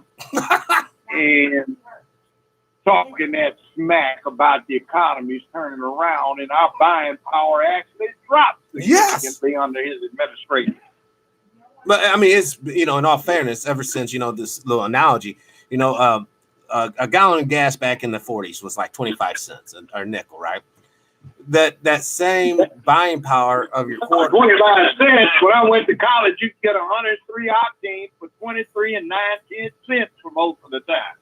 Exactly. But see, the trip is, though, the money that you was using back then has depreciated in value because the number of users hasn't depreciated. Like, in other words, oftentimes when we look at warfare from an economical point of view, the more people that die during a conflict, assuming that you're on the winning side, the monetary value of the winner goes up because a lot of the users of the physical resource goes down.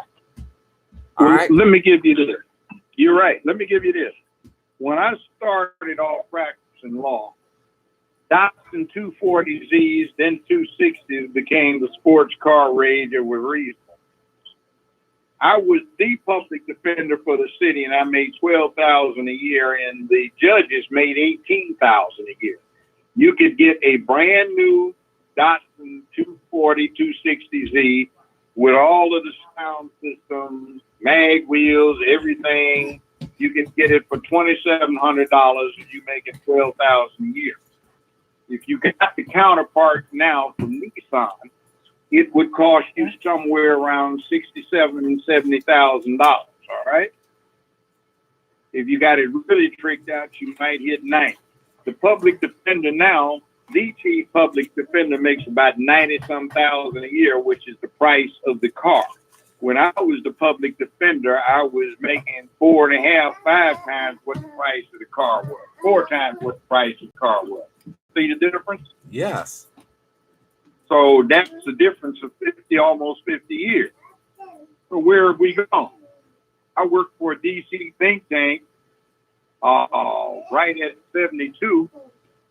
I was interning there, and we studied some stuff, and we found that the CEO for General Motors, Ford, and Chrysler made on average about 4.5 times more than the highest paid line worker. Now they make 3,000 to 4,000 times as much and do less effectively because they don't give a damn about the company. Damn. See how that works? Yes. So you have a situation now that got worse under the Reagan administration, but it's really bad now where 3% of the country controls 95% of the wealth. If you add their families and associates to that, the 3% of the country swells to 5%. So effectively, 5% of the country divides 95% of the country's wealth, and the 95 remaining percentage of the country splits just 5%. Huh. So 95% gets 5%, and 5% gets 95%. Culture of death. And you see how we're living just this 5%. Just think we all, we had access to the 95%. And then still will be rich at the 5% level. But nope, that's not good enough. That's not good enough. You know, that's why you have little girls right now aspiring to become fucking strippers, y'all, so that they can pander to these rich bastards instead of being nurses, instead of being engineers, instead of being scientists. Oh, wait a minute. When you got trannies stripping and showing their bare butts to elementary school kids stripping for them. This is crazy. This is but it's almost like let's just pull ourselves out of this madness for a second and look at this thing like it's a movie. If we're looking at the plays being played on us like it's a movie, you would say the people who are getting played on are some stupid motherfuckers because you see all these moves coming decades before they get here. All right. It's not like it's a big secret that everyone's going to get microchipped. It's not like it's a big secret that the fractional reserve system will one day have to be evened out, meaning austerity, meaning people will be lacking services and goods, but the 5% will still have 90% of the wealth, and the rest of it will just be privatized. I guess they'll have 100%. Because they're doing something right now where they're discouraging people from getting in a position where they can do something about it. Exactly. No STEM. You got a situation here where I heard this 50 years ago. See, I was a member of the class of 69 UCLA, all right? Right. 1969. And we had 65,000 some odd students, and we had a place called Meyerhoff Park at the foot of our famous stairs, right? So people would have these PA systems out there, and you could hear them halfway across campus. And they'd bring these women and these beta soy boy moist type in, and they'd be talking about getting rid of masculinity. Mm. And they had a 50 and 100-year plan, and they said masculinity was evil. So they wanted to unman the country so everybody could love everybody. Yeah. And men could feel free to show their emotions instead of being so uptight and under control. The last thing we see overly emotional boys never grown to men that are killing everybody in the hood or the hallway. Mm-hmm. It's not good.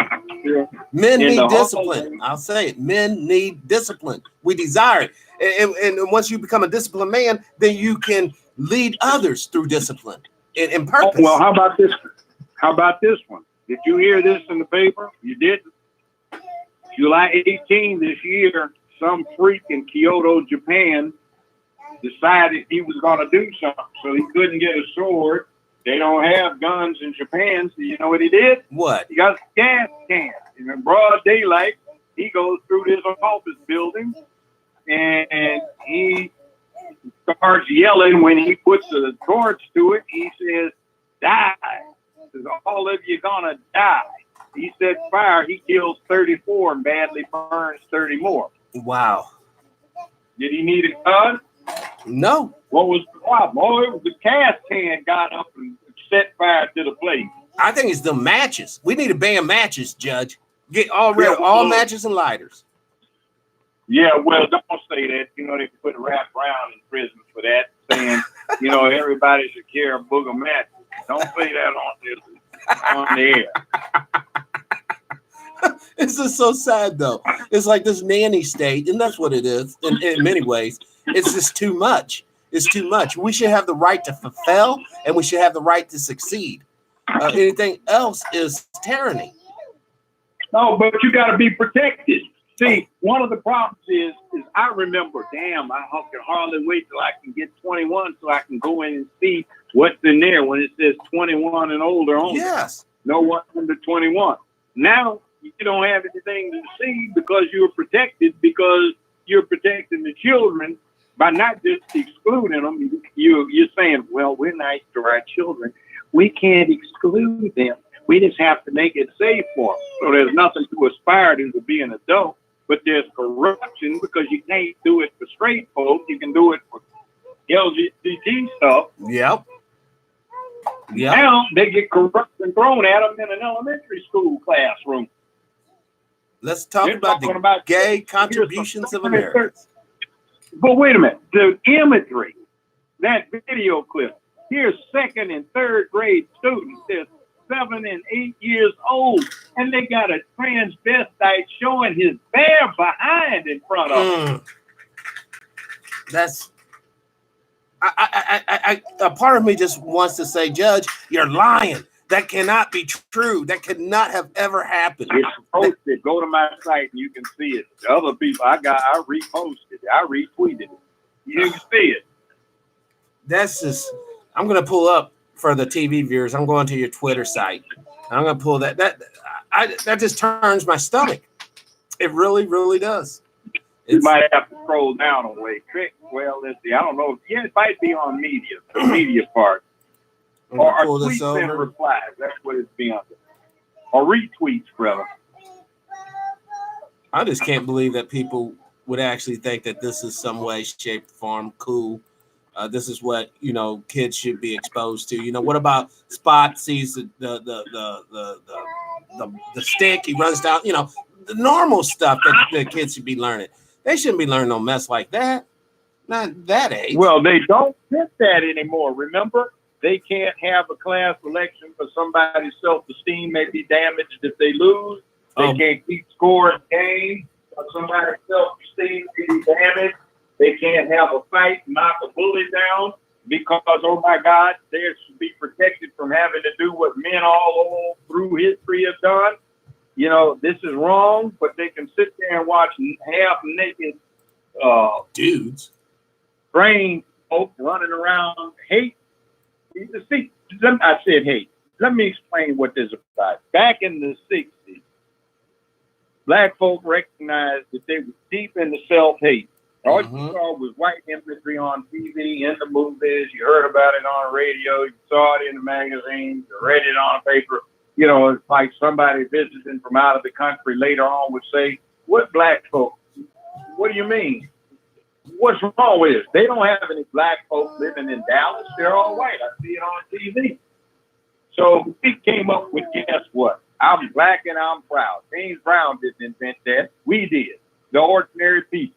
Right. And now what I'm seeing with this Skittles rainbow crowd is they hate themselves and hate what they are, and they hate what they want to be, what they call gay pride. They're walking around with their big tongue out, butt cheeks out, looking like harlequin clowns. And that is a charade. That's not pride. That is, you've embraced the negative image of yourself.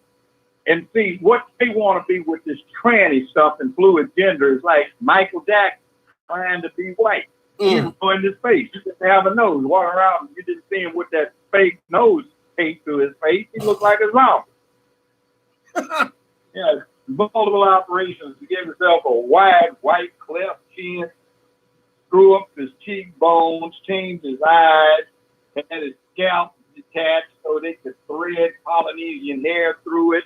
Lost his nose because it got necrotic from so many surgeries, and before that he was looking like a Pokemon cartoon character and talking about something was wrong with him. He couldn't have melanin when knowing good and well he was having his melanin cells destroyed by laser surgery.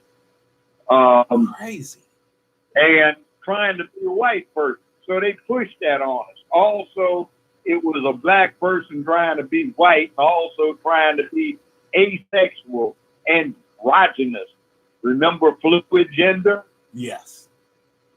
Look at that thing I posted about the guy that came up with fluid gender saying it was a fraud.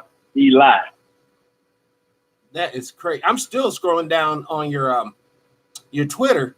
I'm still on the 6th of October. I don't know when you posted the transsexual. Because, man, God, you got a lot of tweets. Oh, yeah, I do a lot. I just raise all kinds of mischief. I try to provoke some of these other folk into getting angry. You know what I find interesting? Black folks will say, go F off.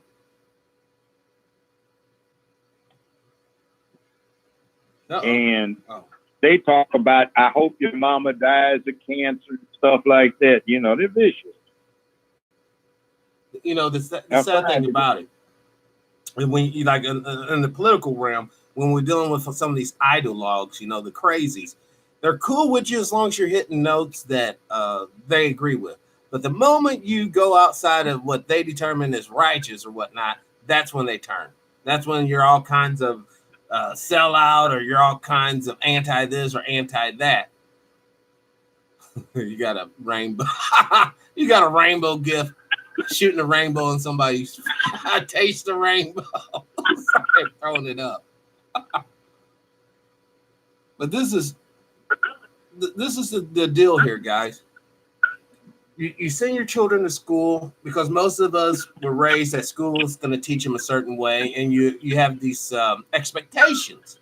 No one in their right mind really thinks that you send your little baby here down there to the school, and they're going to be pumping their heads with this homosexual crap, with this basically not so much liberal, I would almost say just dysfunctional mess. That's what it is. Glorification of dysfunction. To the extreme. And now you had a picture here, and because I had this discussion with a friend of mine that I saw up there at Walmart the other day. He worked at Chrysler here in Missouri for 12 years, or no, 13 years. The Chrysler plant in Fenton, not only did they close it down, Judge, but they bulldozed the building, meaning that another business couldn't even go in there and do something else. I mean, and there was like, he said 4,000 men up there and women. Those were great paying jobs. Those were family building jobs. You can't build families on McDonald's and Walmart. I mean, you can try. I'm not saying there ain't brothers and sisters out there doing the thing, but they're being subsidized by the government in form of food stamps and medical treatment. And so essentially, all of our tax dollars are helping McDonald's and Walmart keep lower wages, which helps them get more money. That's what minimum wage ain't about shit. Because if you want to be real, if you have to have a minimum wage, then you should also be required to have a maximum wage. Oops. Now I stepped on some toes. That means no more 400 times more the president. Because if the man on the line can only make $35 or whatever, $45 an hour, whatever, then the top man should only be able to make $100 an hour, or maybe $200, $300 an hour. No more. You know, Judge, you working for me and you make $30,000 a year and I make $300 million. That's insanity. Well, yeah, I'm going to hold on. Let's see where we're at. Okay, we're at 2 hours, 2 hours 15 minutes, which is awesome. I'm gonna go through your thing because it's obviously farther down. Because I'm trying to find it. I'm trying to find it for you. I'm down here at October 4th. Just a couple of days ago. You know, the reason why I want to, it's so imperative for me to show you guys this picture, because I want it to be seared in your mind what's going on. Because sometimes when we have these conversations, people don't see these things on the TV. It doesn't really resonate. And especially if you don't have children, maybe this issues of trannies showing bare ass to children doesn't personally touch you. You know, you're not, I don't have no children. I ain't worried about that. But it does. I'm telling you sincerely, it does. Because just like Spider-Man did when he got finished wrestling that guy, and the little criminal guy comes running by him, and the dude said, "Why don't you?" And Spider-Man, "It ain't my problem. I don't care. You do what you do. I do what I do." And he walked off. And then later on, that criminal came back around and killed his uncle. All right. If we don't stop this sickness, man. Not saying these trainees are going to kill somebody. No. I'm saying somebody's going to probably kill them. And not saying that, we should be fearful like that. But look, if you are walking around showing everybody your cash, showing everybody all your stuff, you shouldn't be shocked when you get robbed. It's common sense. You need to take precautions. And on the sexual things, man, there's one guy you all need to look up. His name is Ed Buck. Ed Buck. He's a Democrat out there in California. He is notoriously known to shove crystal meth up brothers' rectum and have sex in it. All right, that's his trip. That's what. And 2 brothers have died. 2 little black prostitutes have died in his care already. No telling how many really died that we just don't know about, but we know of 2. And there happened to be a 3rd overdose a couple months ago or a couple weeks ago, and that's why his ass got arrested.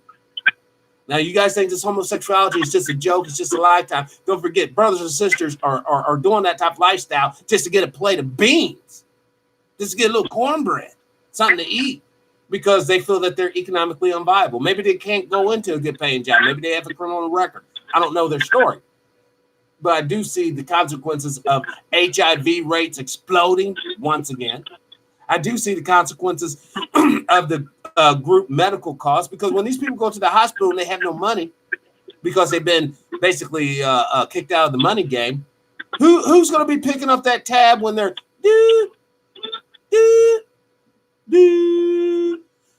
going to be picking You're up right. the tab. We are, y'all. We are. Now, I'm not a non-empathetic person. I believe in helping the sick. I do. I truly do. But sometimes if we can avoid sickness, I'm all about that as well.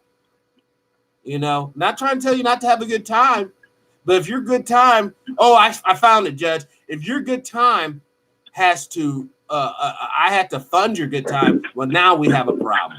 Hold on, let me play this for the people. About gender fluidity and giving kids What? Hold on. Core values of being a drag queen: love, acceptance, joy, laughter, self-expression, are values that we want to instill in our kids.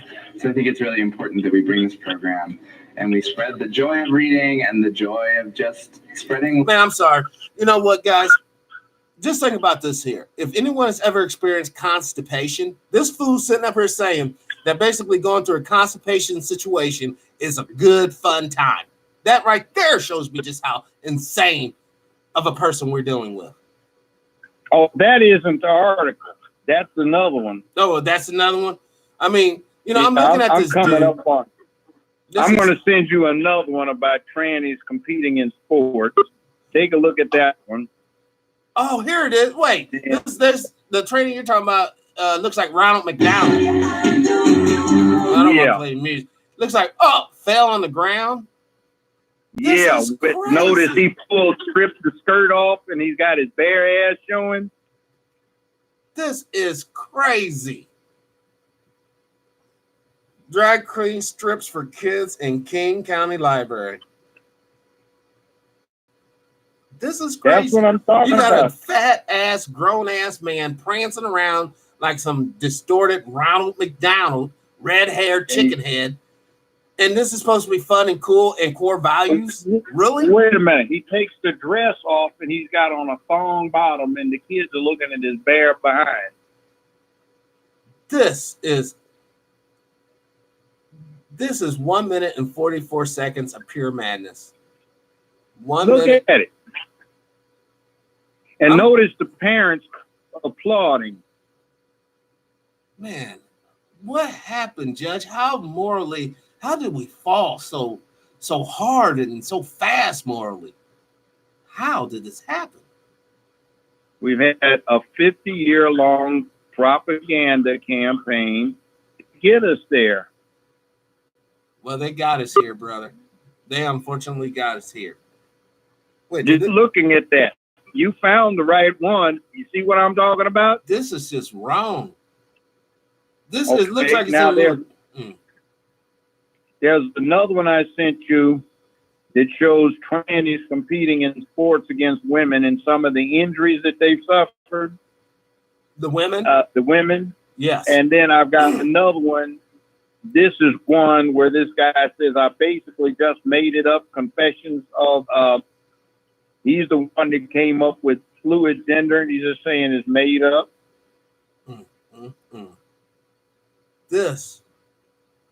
This, my friend, is how nations die.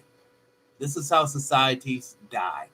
They become so decadence and depravity. Yes. And Judge, you know, I am no Puritan by no means. I am no saint. I am no prude by no means of words or imagination. But damn it, there is some decency that has to be upheld at some point. We have to have some decency. But that's all out the window, man. That is all out the window. This is I don't even know what to say. I honestly don't even know what to say at this point. This is just so sad. So sad. You know, because I'm looking at this tranny here, and I recognize that's somebody's son. You know what I'm saying? That's somebody's grandson. That's somebody's baby, man, that they love immensely. But they didn't love that dude enough to say, man, you can't be going out here like this, man. You can't be doing this. I'm sending you a picture of a woman whose face was disfigured by a tranny in a wrestling match.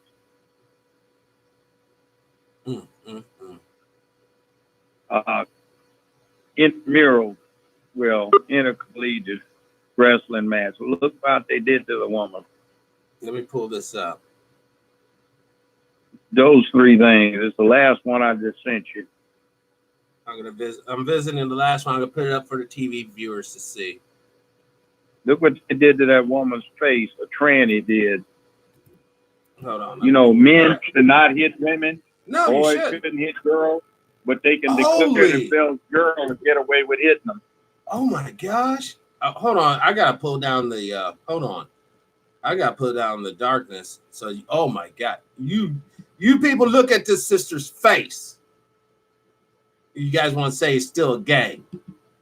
Look at if this was my daughter, I don't care if this was a professional, we would have some serious. That wasn't professional. That was not professional. That's collegiate. Oh no, man. He made her look like a fucking Klingon from Star Trek. And you know what the backstory is? She didn't want to compete against him, but she was told if she didn't, her whole team would be disqualified. Look at that. Look at the sister, y'all. Hold on, let me zoom this, I'm gonna try to focus this in, man, because they gotta see her face. They gotta see this girl's face. Look at that face.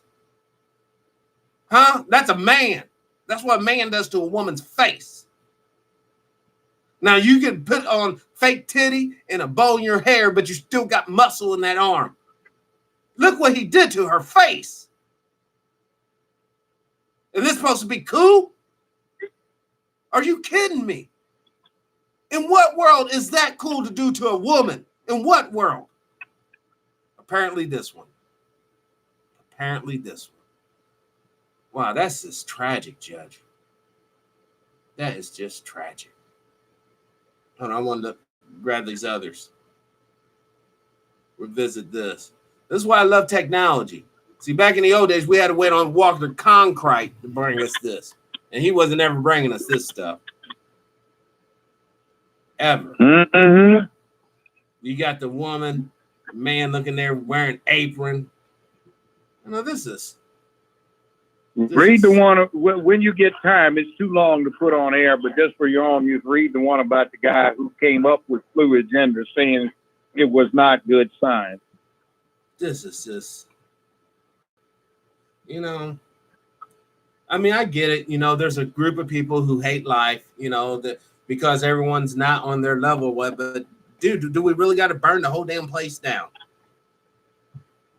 And this is I'm showing them the video of the track guys running, just tearing their asses up, lifting weights. They're all in weights now. This is just. But you know, if we call this out, Judge, we're a couple of what they call homophobic bigots. You know, we're not inclusive. But you know, the sad thing about it, those people are not inclusive to my ideals either. You know, I think women are beautiful. I think women are worthy of protection. I think women are worthy of all of my muscle and all of my strength going to defend them and ensure that they can enjoy life and have their little tea party. They'd be like, no, you need to come over here and help change my tire. This is just sick. Well, guys, Judge, I just want to say thank you. Thank you. I mean, I wasn't expecting the show to go as long as it did today. I'm thoroughly glad it did, honestly, because they kind of drifted off from, let's see, a murder in Dallas to think all of this stuff is connected, and too often we forget that there are connections. Yes. Or we don't care. I think, you know what, Judge, I'm going to say it. I think a lot of people are just faking the funk. I think a lot of people are enjoying just how everything's all twisted up because they can act like a saint, and then they can go down there to the strip and pull out a couple of dollars and act like a demon. It's just a game. That's it. Well, Judge, thank you so much for sharing with us. Hopefully everyone, tons of comments, tons of questions. Everyone's super excited whenever you're on the show, Judge. And also thank you for coming on for such short notice as well. There is a brilliant woman you ought to get on. She goes by the name of Lawyer Girl on Twitter. She tweeted this: kids transgendering, girls sharing bathrooms, locker rooms with people with penises. Real girls getting their faces smashed and competing in a girls' sport by girls born boys. Kids being raised genderless. Kids raving for dancing in gay clubs. The world has gone effing mad. Yes. Yes, it's going effing mad. And it's so crazy, Judge. If you stand up and say something, then you're the wrong one. I mean, think about it. New York City, a couple weeks ago, said it's illegal to say the word illegal alien. California said, that is just, oh, come on. That's way out of line. but who's going to stop them? See, this is the problem with the We have state. We have to as people. Yes. They're less than 10% of the population. Yes. Oh my! Hey, you know, Judge. Speaking of shows, I know if it's okay. I met a terrific lady. She has a YouTube channel. Her name is Raynetta Jones. She goes by the name of Black Sunrise. Would it be okay if I pass her your number so she can contact you and get you on her show? Yeah, go ahead. Thank you, Judge. I wouldn't just do it for anybody, but she really is a good person. Go ahead. All right. No problem. Thank you, Judge. Thank you. All right, man. All right. Talk to you Well, later. young brother, have a good day. You too. Peace. Awesome. Well, then I'm gonna send Raynetta a phone. Not a phone. Oh, I should call her actually. I think I will. I'm gonna call her. I'm gonna hang up with you guys. Or hang up with you guys. Like this is a phone call. I'm gonna get off the show now. I'm gonna contact Raynetta, Sister Raynetta. I'm gonna give her Judge Joe's number so that hopefully she can get him on the show and we can help each other build up each other's channel and audience base. Because for me, you know, do I like going to the store and and it's happened to me a couple of times. People recognize me from the show. Yeah, it feels good, but it feels better to get other people just like me stronger, and we all can work in concert one day when we're all strong enough to effect real change. I'm in this for the long haul, y'all. This isn't a hobby or something like that. All right. So I want to say, first and foremost, thank you, Lord, for this little baby finally asleep. She's up here snoring. Listen. Let me bring this down so y'all can hear.